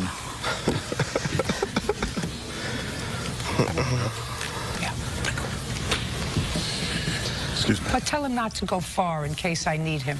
Will do. I'm pretty sure we'll need him. Oh, I'm not sure. Okay. Just as long as she knows that he's here. The gentleman, Motormouth, who was here a moment ago, did he give you any money? No. Towards rent? He gave me $0. You never got any money from him? From him, no. If it came from his account, I don't know where the money came from. Did you get any money? That $500 that I put on there that says Tim's half of rent on that page, yes, that's the $500 of Tim's half of rent. Who is Tim? Motor mouth. Motor mouth. Yes. Okay, so you got that money. That's it. Well, that's what I'm asking you. So you got $500 of the 26 that you gave him, which means you're out $2,100. If that's what, wait, can I ask you something? You're out $2,100. Can I ask you something? Is that going towards the TV? Forget the TV. The TV's over. I've already made a judgment on the TV. Yes, but if you're accounting that $500 transferred from his account that you see out of Newell Olmstead's account into my account, the $500. I thought it was from him.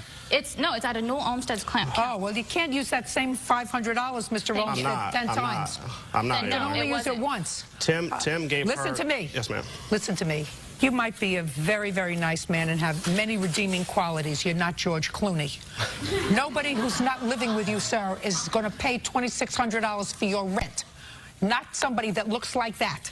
Do you understand? Take a good look. Somebody that looks like that is not going to pay $2,600 for your rent after she's already broken up with you. I agree. But that's what she did. No, she did not. Tim paid her $450. His part of the rent, he paid her. So that's not true. Yes, she helped I don't me. believe that. And I don't believe motor mouth. I don't believe you should have had nothing to do with her. After you separated, you should have nothing to do with her. How come she gave you money? Did you call her and tell her that you needed money for rent? I asked her to help me with rent. Yes, good. You owe her $2,600. Judgment for the plaintiff. That's all. Parties are excused. You may step out. Thank God it's over. Obviously, she was still in love. He's mad that I dated somebody before him. She cheated on me. That was before we were together. I found out about 8 months after she did it when she finally confessed to it. Now he's with my sister's best friend. I was asking her, you know, hounding her, and finally she admitted to it. Don't ever date a loser. And now the next case. All parties in the matter of Colley versus Johnson Cross. Step forward, please. 23-year-old Andrea Colley is suing Tiffany Johnson Cross for crashing into her car in the parking lot of their apartment complex. Why didn't you have insurance on your car? I didn't have insurance at the time. I didn't even know that it lapsed. I had a change of address put in, and my insurance was not mailed to the address that I was residing at. So once I spoke with them, I didn't know that the date was up. Let's go back, Miss Cross. Where were you living? I was living in Forest Park, and then I switched. I'm now in an apartment at Fairfield, but they didn't know that. Do you have a lease where you're presently living? Yes, I do. When did the lease start? It started in the end of November. Of 2009? Yes. And on what date did your insurance lapse? My insurance lapsed on 2/19/2010. Go over there and show me where the accident happened, because each of you claimed that the other caused the accident that we're talking about, and this was in your building. Go over and show me what you were doing. Judge Judy continues in a moment. You hit her car with the front of your car. I didn't hit the middle of her car. I hit the front of her passenger side. Perfect. That's exactly what I said. Real cases, real people. Judge Judy. Andrea Colley claims neighbor Tiffany Johnson Cross ran into her car in the parking lot of their complex. Tiffany says it was Andrea who ran into her. Okay, go ahead. Basically, you were driving. I was and driving. She was behind you. Yes. And she acknowledges she was behind you, because I read your answer. Yes. You were behind her. Go ahead. I was driving down. I was trying to turn right into my parking spot.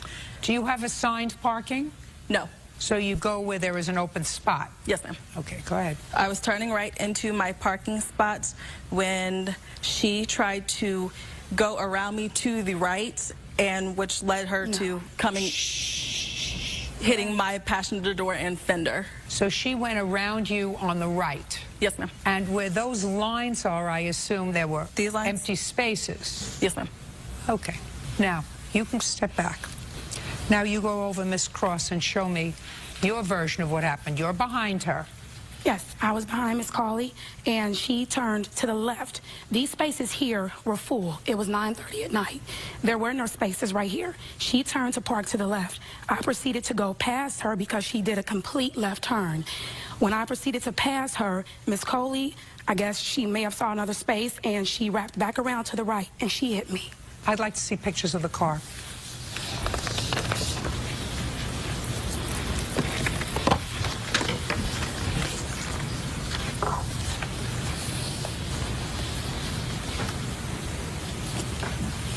I want to see pictures of your car.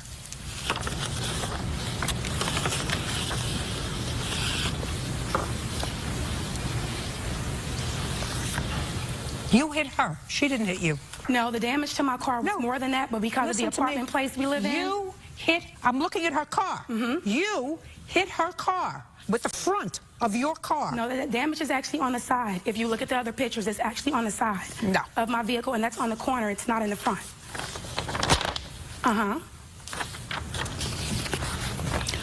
Middle of her car. Where is that? Front Because I didn't of hit your car. I didn't hit the middle of her car. I hit the front of her passenger side. Perfect. That's exactly what I said. No, I'm not saying that I hit her. What I'm saying is that's where our cars collided. Listen, Miss Cross. Yes? I know exactly what happened, and you had no insurance. Did you ask her to report the accident a couple of days later so No, that I you did could not. have your insurance reinstated? No, I did not. You didn't? And it wasn't because I didn't have insurance. At the time, I didn't know that it had lapsed until I called to talk to my insurance company, and then that's when they told me. I immediately reinstated my insurance. Go I ahead, did not Miss hit her Coley. car. She hit me. Go ahead, Miss Your Honor, Coley. No, have- you hit her. That's why we're here, for me to make that decision. I can see from the pictures you hit her. I don't see how you get that from the pictures. Listen, you want to look at them? You can.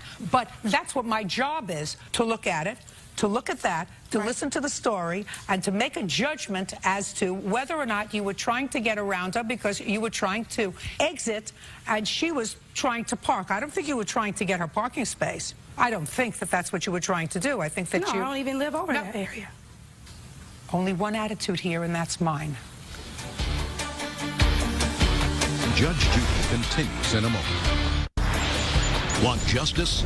Go to judgejudy.com or call 1-888-800-JUDY.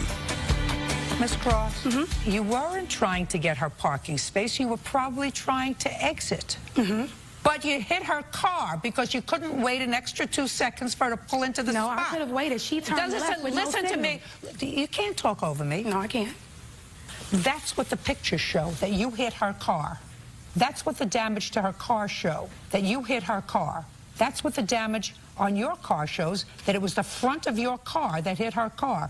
It's exactly what she describes in here, that you went around her. How did I go around her if she turned to the left? Okay, can I see your estimate, please? That's the actual estimate right there.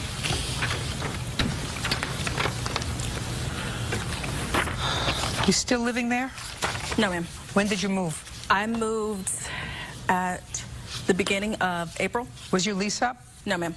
Why did you move? I moved because I had 2 jobs. I lost my main job because of the fact they shut down, so I moved back in with my parents. Judgment for the plaintiff in the amount of $1,954. Your counter claims dismissed. Parties are excused. You may step out.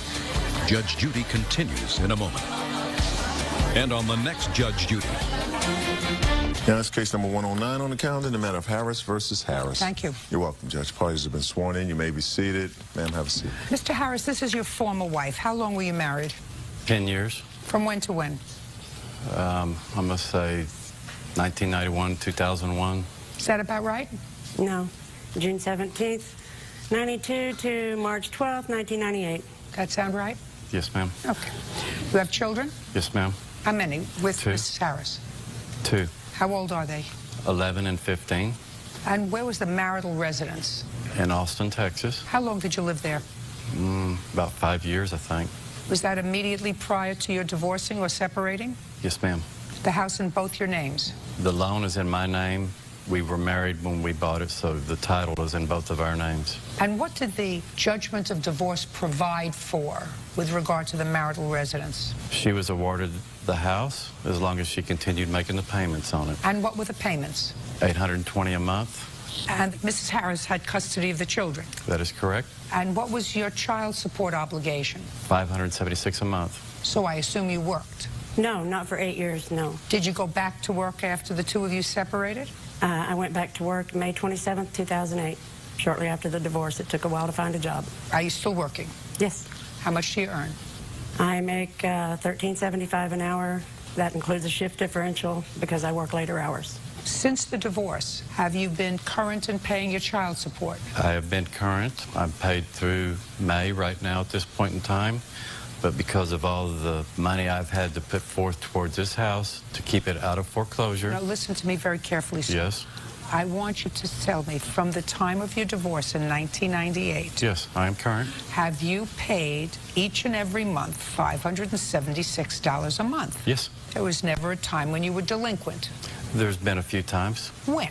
Different times. Well, give me an example of different times, Mr. Harris. Because I have had to pay for this house. She didn't work for 8 years. I had to pay for everything over there. I'm talking about since the divorce, sir. Okay. Have you paid your child support each and every week, or have you been delinquent at some periods? Yeah, some periods I have been. Well, that's what I asked you. What periods, Mr. Harris?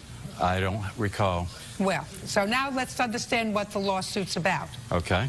It is your claim that Mrs. Harris purposefully vandalized the house before she moved out, and she moved out because she couldn't pay the mortgage anymore. The house was going to go into foreclosure. And in addition, she slandered you by putting up a sign in the front lawn saying that you were a deadbeat father. Correct, and I have... Well, you've just told me, sir, that there were times, and you don't recall how many, that you were delinquent in your child support. Is that correct? That is correct. Then you are a deadbeat father. Okay. That is your opinion. Well, that's true.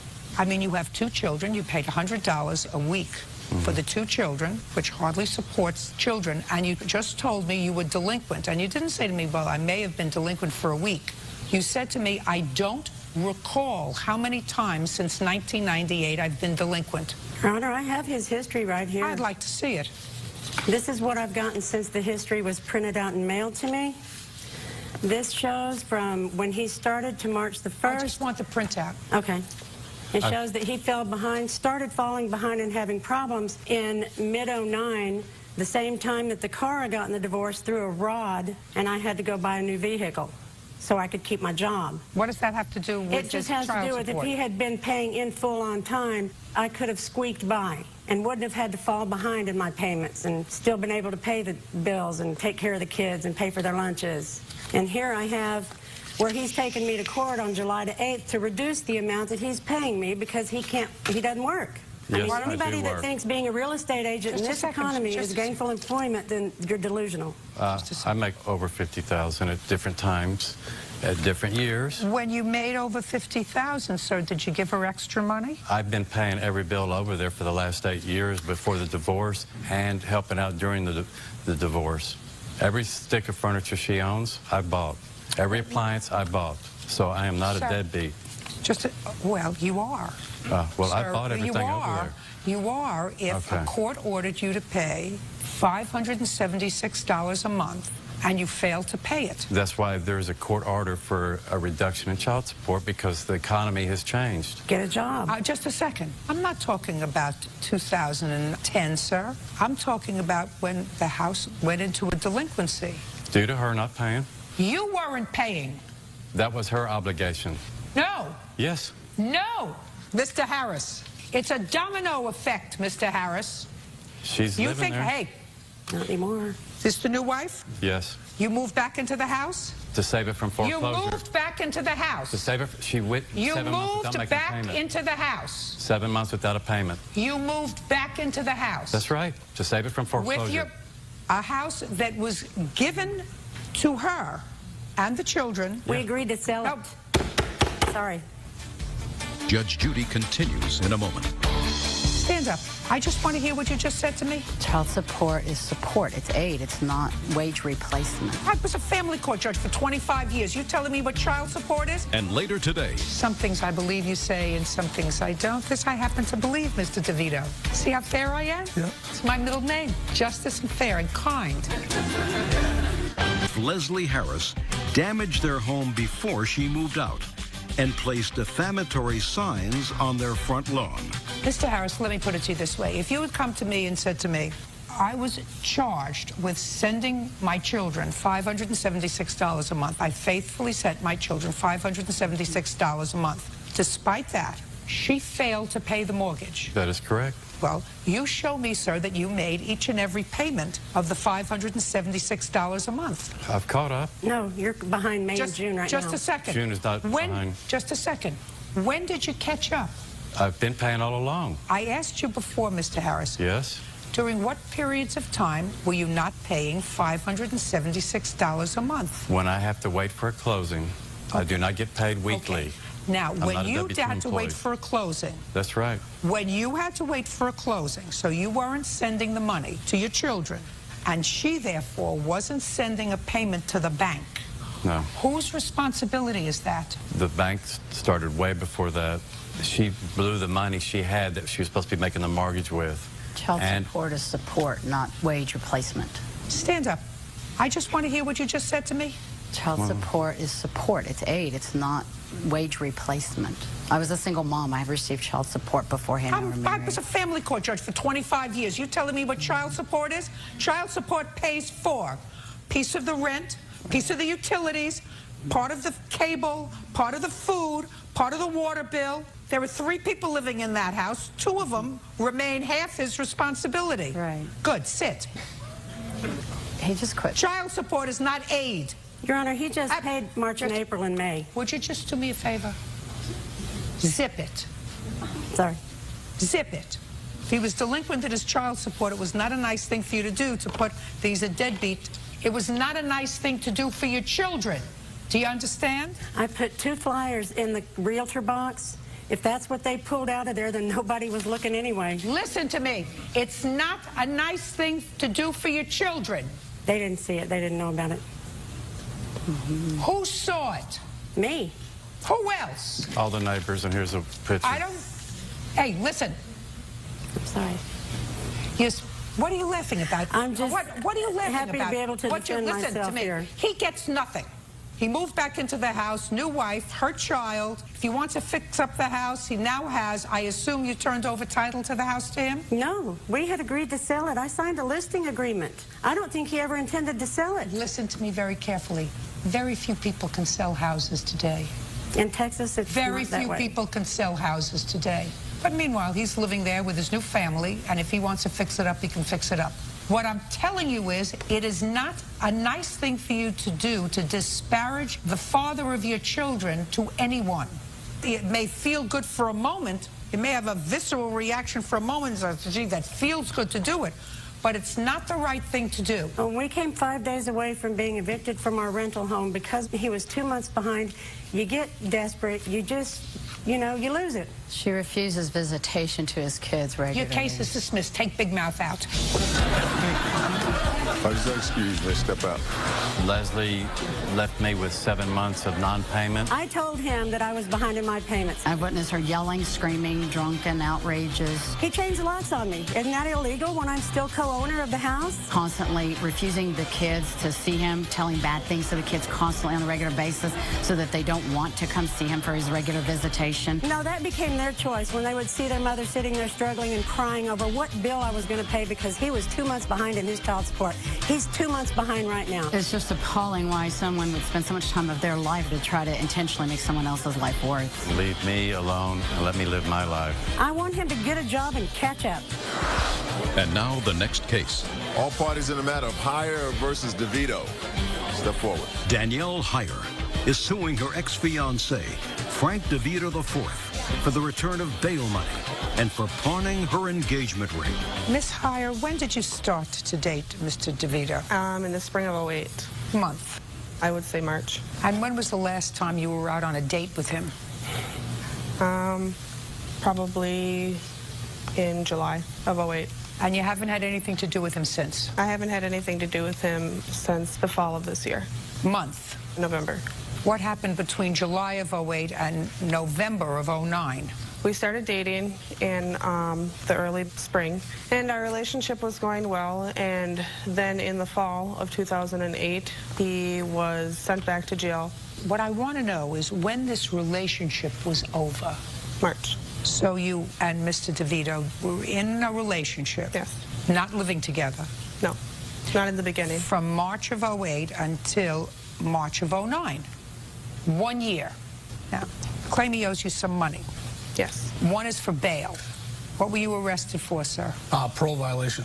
What was the nature of the underlying crime? Robbery in the first degree. How many years did you serve? 0. It was all dropped. Were you in prison at all? Yes, ma'am. From when to when? 2003 to 2008. Where? Lino Lakes, Minnesota, and Rush City. Is that for the robbery? No, ma'am. For what? Past crime. Last time I heard that was not a violation of the penal law, past crimes, so we won't go into anything else. Judge Judy continues in a moment.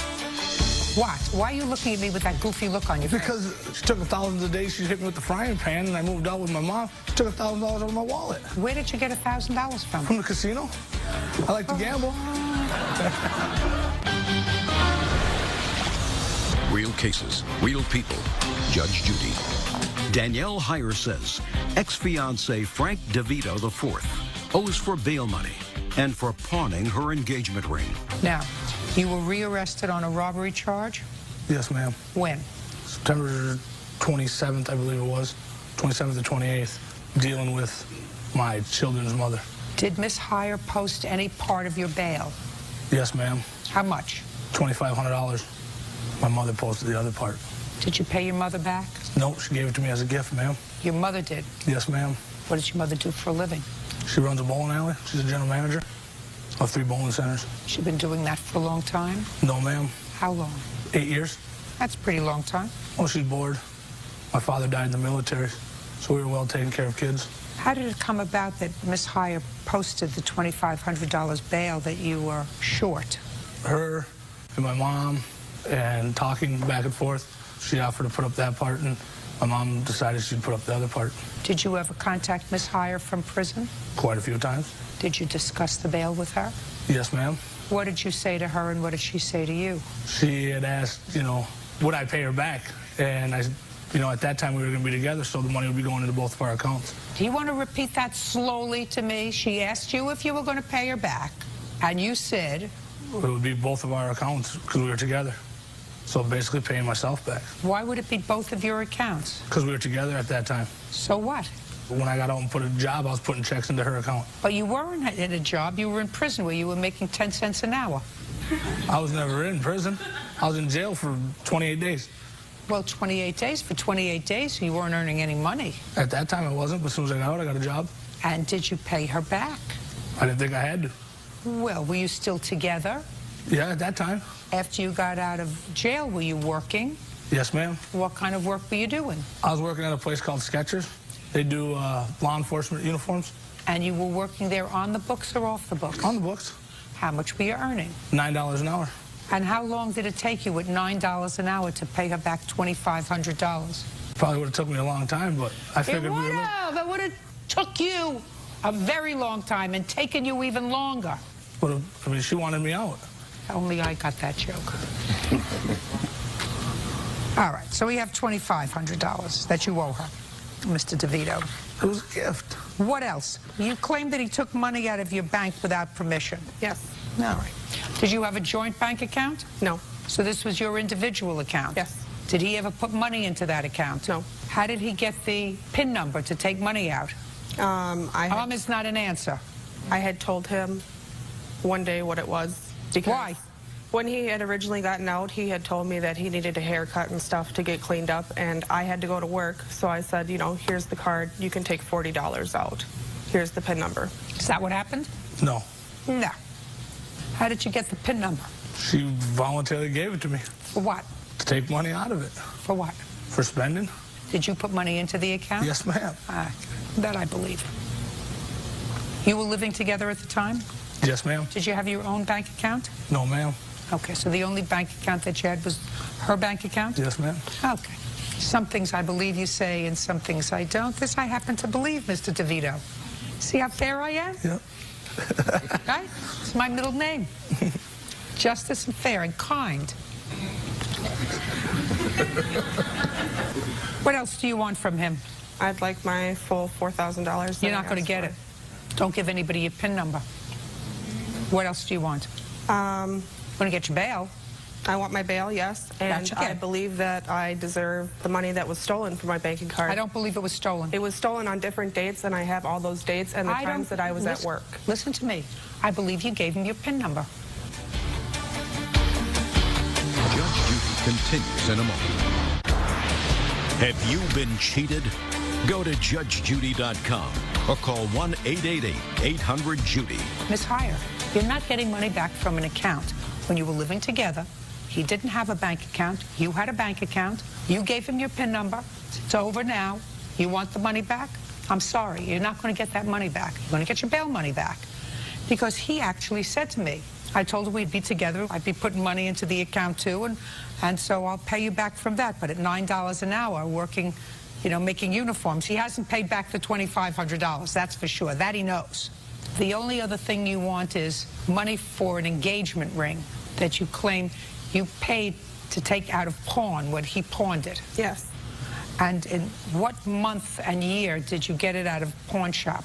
I believe I got it out in early February. No, it was later.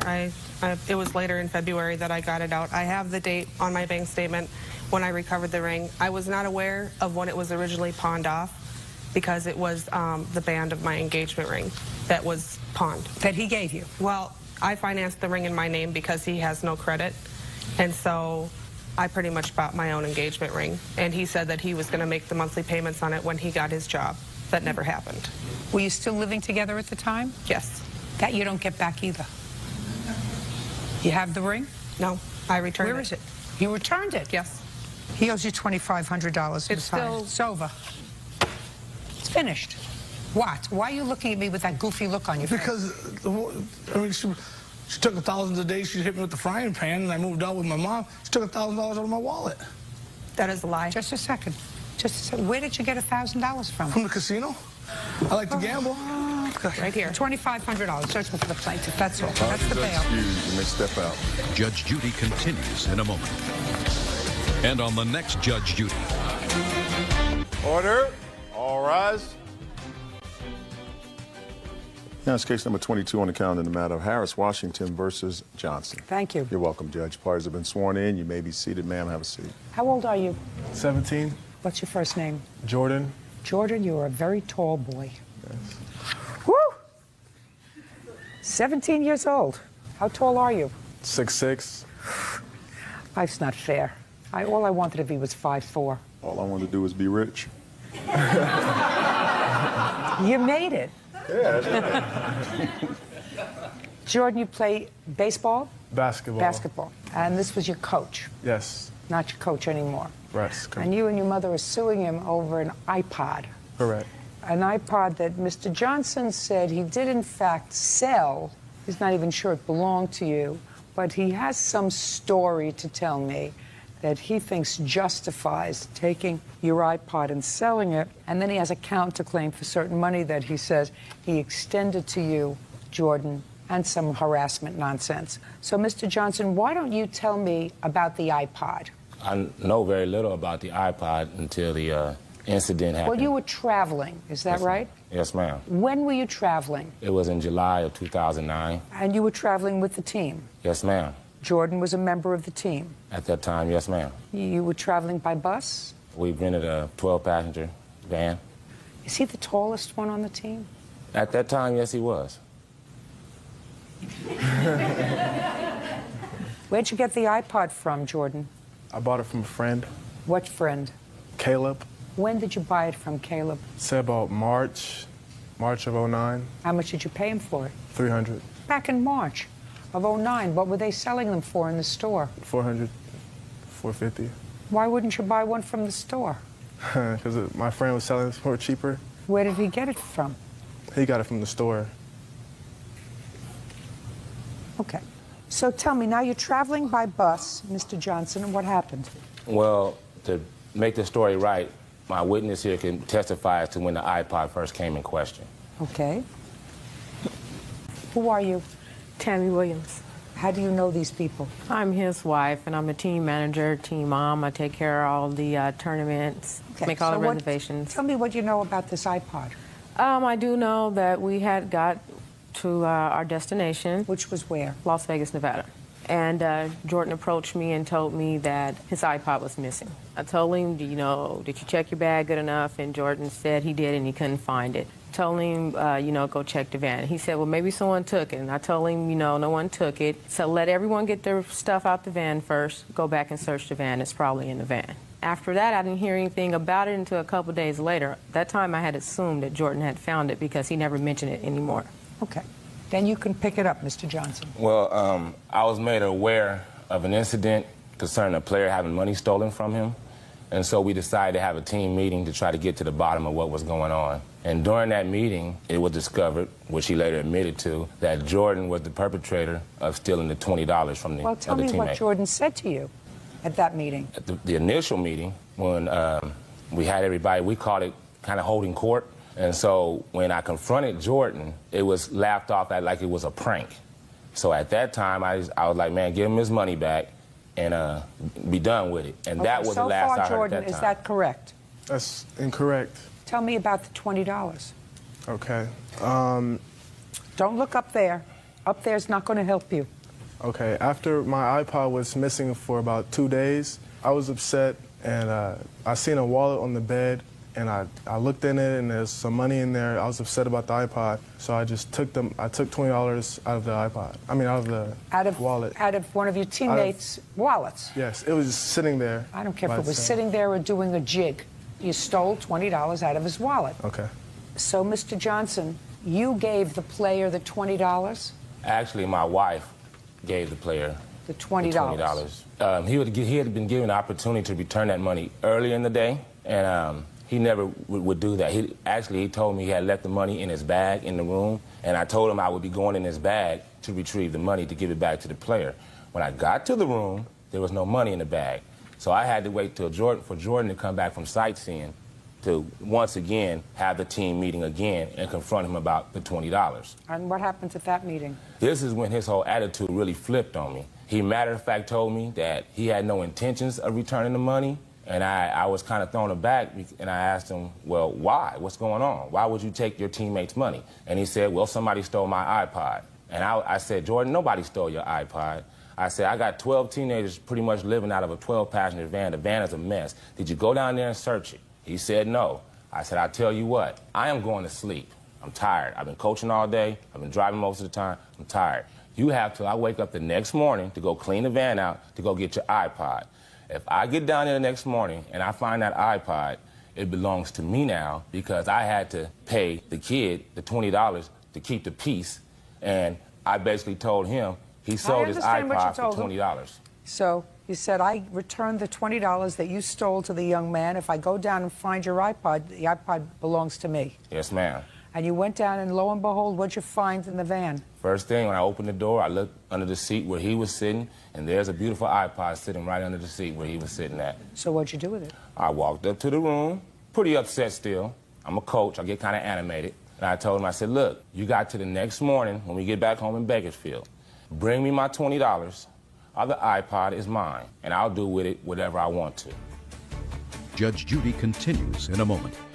Would you think if you saw a wallet sitting over there, you had the right to go into a wallet and take money? No. Of course not. Where do you think he gets that from?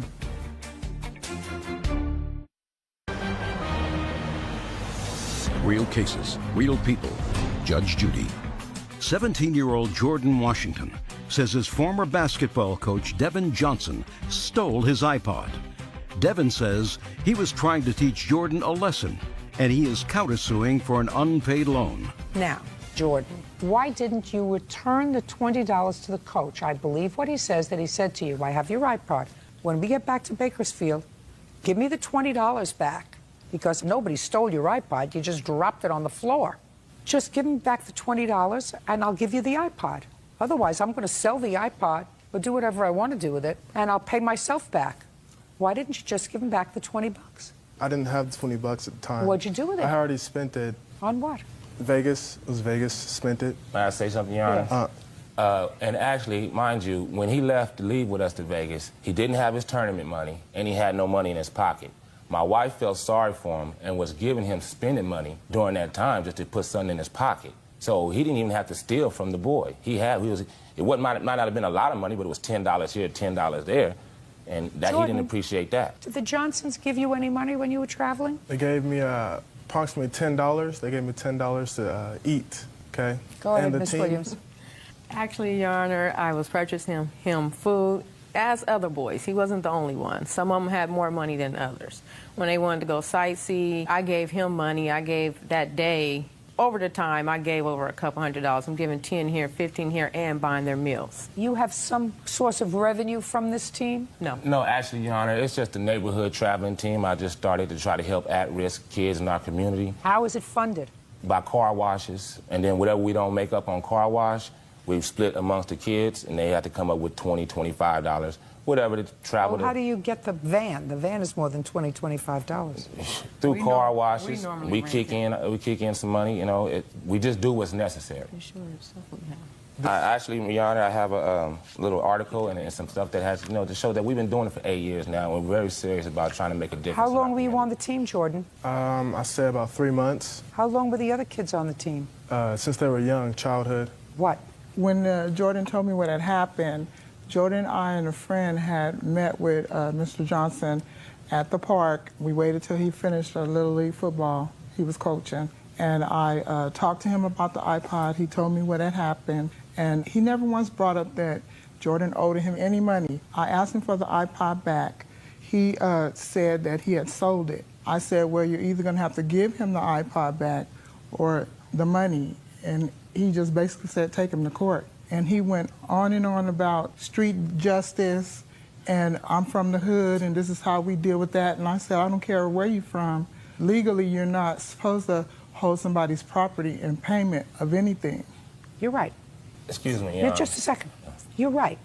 But what I want to know, Ms. Harris, is what did you do and say to your son with regard to stealing this boy's money because he was angry? I told Jordan he was wrong and he was going to have to accept responsibility. Did he give the money back? And no money was ever mentioned to me. Listen to me. You didn't hear my question, Miss Harris. Did he give the money back? Did he give the money back to the boy who he stole it from? No, he didn't. Well, you come back to me, Miss Harris, when your son gives back the $20 to the boy who he stole from. You come back to me and ask for some justice from the court. Do you understand? Yes. You can't come into a court and say, I stole, but there are no consequences. And somebody who, in effect, took the law into his own hands and decided what an appropriate response would be in his capacity as coach, I think it was wrong. Put your hand down, sir. I think it was wrong.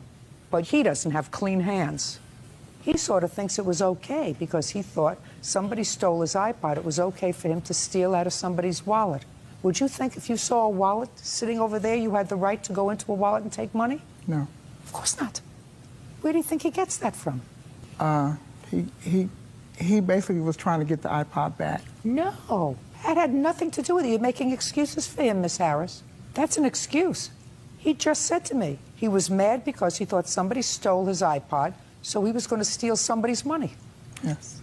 There were 12 people. I mean, more likely than not, he lost it rather than somebody stealing it. As it happened, that's what happened. He lost it. He found it, but he didn't even bother to look for it. It wasn't right under his nose, so he assumed somebody stole it. But that doesn't give him the right to go and steal somebody's money.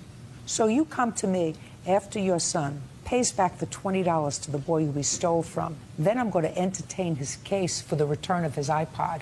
You understand each other, Jordan? Yes. Perfect. How long ago did you steal this money?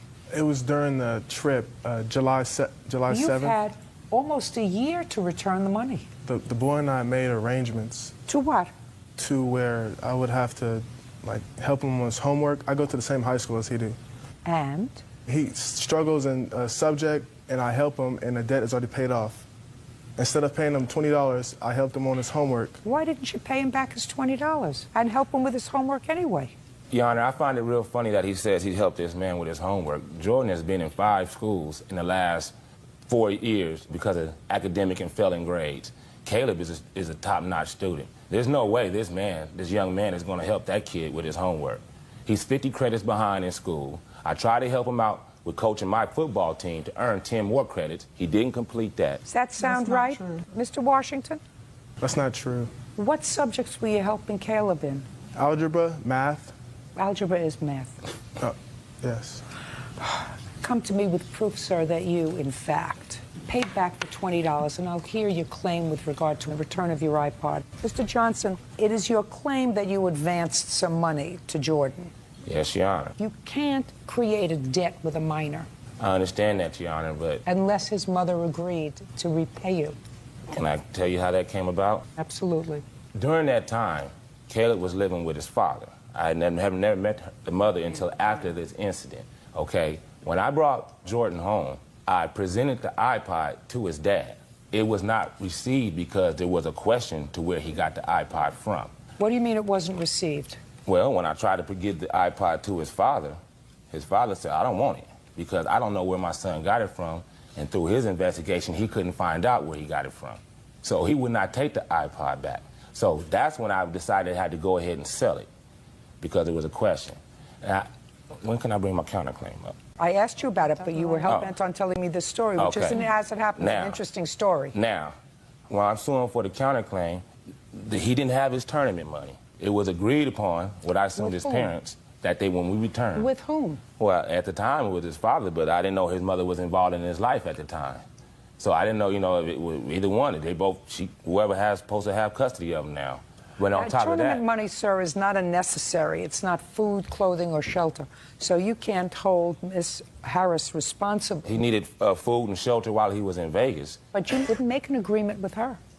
Okay. To take him on a tournament. You made an agreement with his father. I concede that, no problem. Now, I have another question now that I'm going for harassment because him, his mother, and the boyfriend approached my practice, disrupted my practice, and were claiming about the iPod, and then totally...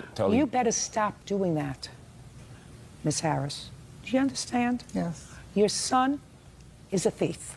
He stole money. That's what you should be concerned about. I don't know if he stole the iPod. I believe the story Mr. Johnson tells me that his father says, I'm not touching this iPod because I don't know where he got it from. Because certainly I didn't give him $300 for an iPod. And I assume that at the time he was living with his father. Is that right? No, he was there on summer vacation with his father. I assume he was living with his father at the time. Yes. That's living with. Summer. Do you mean June, July, and August? Yes. Okay. So he was living with his father and he wasn't sure. Did you give him $300 for an iPod? No. Was he working? Yes. Where? Paper route. When? He's been doing the paper route since '07. And so the money he got from the paper route he used to buy the iPod, is that what you're telling me? Yes. Did you tell that to your father? No, my father knew nothing about the iPod. He says he went to return it. Until that's the only time he knew about an iPod, me having an iPod. Huh. Your Honor, when his father called me, and told me about the incident in Vegas, he never mentioned to me about an iPod or about Coach D having his iPod. Him and Coach D are friends. They've known each other for years. And he basically didn't want to get involved because Jordan is his son and the coach is his friend. Miss Harris, who started this problem? Jordan, by stealing. Right. Your emphasis should be on your son's conduct. Yes, ma'am. He's basically a good kid, and this never happened before. Fine. If he's basically a good kid and this never happened before, fine. But don't make excuses. And the fact that it sounds to me like Mr. Johnson donates a lot of time to the community to try to do good things, right? Yes, but it was wrong what he did. Yes, it was wrong what he did. He didn't steal. He exercised bad judgment with regard to teaching your son a lesson. Yes. That's different from stealing. That's different from a conscious act of trying to deprive someone else of their property, knowing it's the wrong thing to do. And that's where your emphasis should be. And I suggest you and your son and your boyfriend stay away from Mr. Johnson. And if you want to see me again, you'll come back to see me again, having established to my satisfaction that your son's debt is paid. Do we understand each other? Yes. Can I say one more thing? Parties are excused. You may step out. Order. All rise.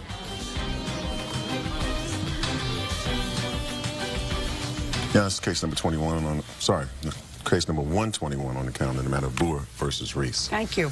You're welcome, Judge. Parties have been sworn in. You may be seated. Ladies, have a seat. Mr. Boer, the defendant's dog bit you. Yes, ma'am. You want to be compensated for that? Yes, ma'am. The defendant suggests that it's your fault. Where did this happen? It happened March 7th at 12:05 p.m. And what were you doing? I was walking my little beagle hound around the corner from where I've lived for 40 years. And how long have you had the beagle? About 2 years. Do you know how long the defendant's been living in her house? I used to know the guy that lived there. He was a good lifelong friend of mine, and he died a couple years ago. So I'd say probably maybe 2.5 years. Is that right, Miss Reese? No, not at all. How long have you been living there? It'll be a year this August. And how many dogs do you have? 2. What kind are they? I have a red miniature Doberman Pinscher and a black lab mix. How big is the black lab? About 70 pounds. Is that the one that bit you? Yes, ma'am. How old is that dog? Almost 2 years old.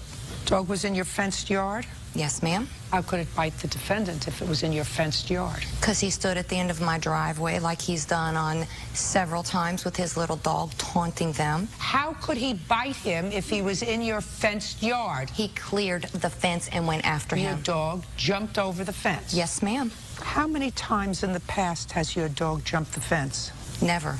Was the fence installed by you? No, ma'am, it came with the house. I have a steel locking cable on it and a sign that says beware of dog. I also have a sign on my front porch that says no trespassing. Well, you're not suggesting that Mr. Boer was on your porch? No, not at all.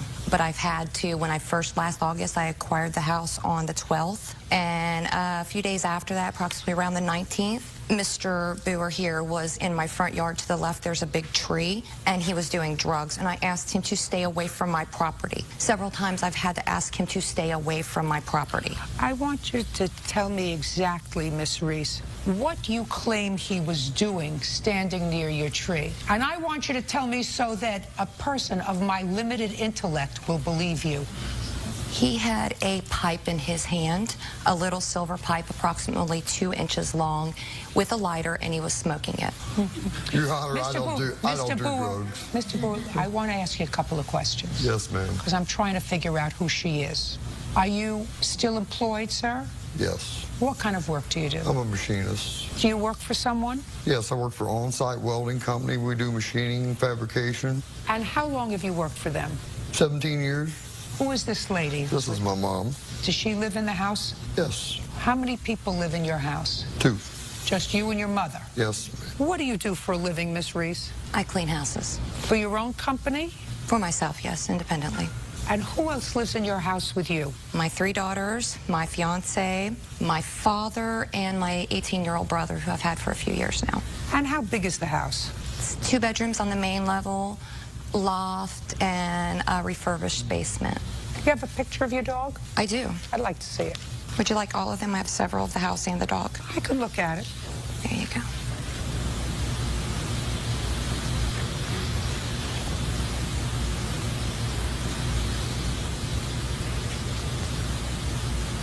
What is this supposed to show me? That's a picture of his teeth. Okay. Now, tell me what happened on March 4th, Mr. Boer, as you were walking your beagle. I was walking my little beagle up the hill. Don't look down there. Okay. Look all of a over sudden, I seen the dog jump the fence to come after my dog. It was going to try to kill it, so I scooped her up in my arms, and all I could do was hold her. The dog tore my coat right here and tried to jerk me down. It snipped me 3 times on this leg, and finally it sunk its teeth, which I have pictures, and I have a police report, and also I have a report from the health department that the dog never even had its rabies shots, never had a collar, never had nothing. Can I see first the photographs, then the police report, and then the report from the health department? Police report. Health department.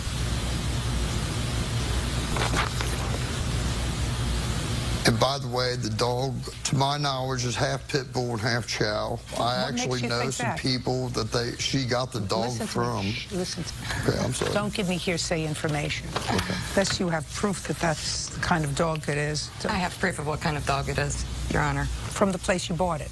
Or the No, I rescued the dog. The people that on the house I used to live in, they were abusing him, trying to make him fight, and I took the dog myself. You said you had proof what kind of dog it is. I took him to a vet. And they did a DNA test on him? I don't know about that. I know they classified him as a black Labrador Retriever mix. Oh, okay, good. How long have you had him? Almost 2 years. Okay. Did you show the police the shot records for your dog? I did.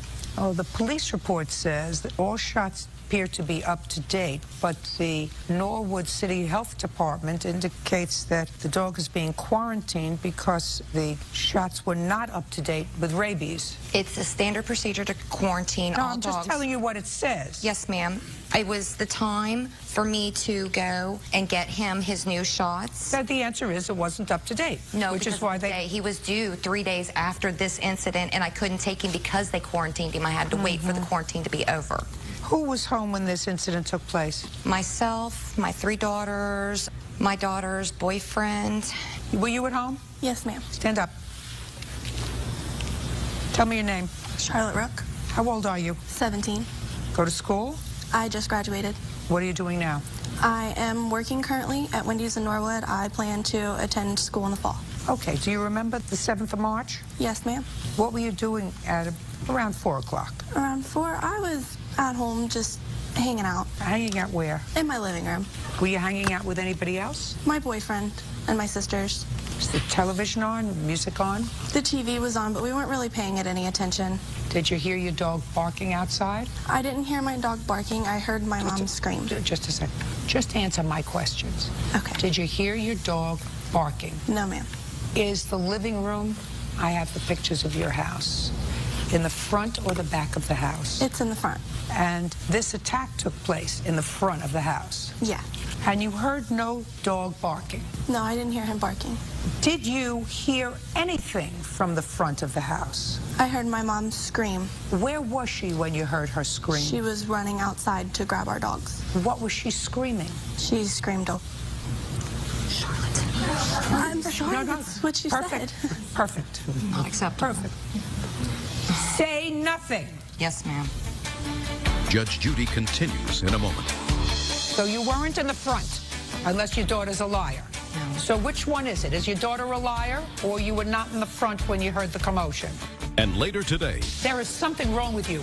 I don't know whether you're just dense or whether you figure I got to make up a good story so that I have a defense. I really don't know. I mean, if you believe it, then you're dense. Boer says neighbor Christine Reese owes for medical bills and property damage due to a dog attack. Okay. And she ran out. Yes. Through the living room, through the front door? Yes, ma'am. What did you do next? I ran outside. Me, my sisters, and my boyfriend all ran outside. And I just want you to tell me what you saw What I saw, okay. when you got outside. When I got outside, So look over there. Look over here. the Ernest right here, he was running down the street. He wouldn't show us any bite marks. No, not what he wouldn't show. I just want you to tell me. He was going down the street screaming that he was going to come back and shoot my dogs. Me, my mom, and my sisters and my boyfriend were standing there. No. Just listen to what I asked you. I didn't ask you who was standing there. I just want you to answer my questions. You ran outside and you saw the plaintiff running down the street. Yes, ma'am. And that's what you saw. And what did you hear him say? I heard him saying he would be back to shoot my dogs. Where was the little dog? With him. No, your My dog- little dog. My little dog, he was outside too. He squeezed through the gate. He was little enough too. So both of your dogs were out. Yes, ma'am. Now you can sit down. Okay. And where were you? When it all happened? Yes. I was actually standing looking out my front window because I have a plant. No. Is your daughter a liar? No. You ran through the house, through where she was sitting with a boyfriend and everybody else, and ran outside. So Yes, you weren't ma'am, in I the did. front. You were not in the front, unless your daughter's a liar. No. So which one is it? Is your daughter a liar, or you were not in the front when you heard the commotion? Well, Don't look over there. I seen Look over him here. through my front window standing out front is the reason I ran out the door. Because he's done it before with his dog, and that's why I ran. Miss Reese, you're not telling me the truth. I am telling you the truth. No, you're not. You want to know why? Because what you say here is he was taunting your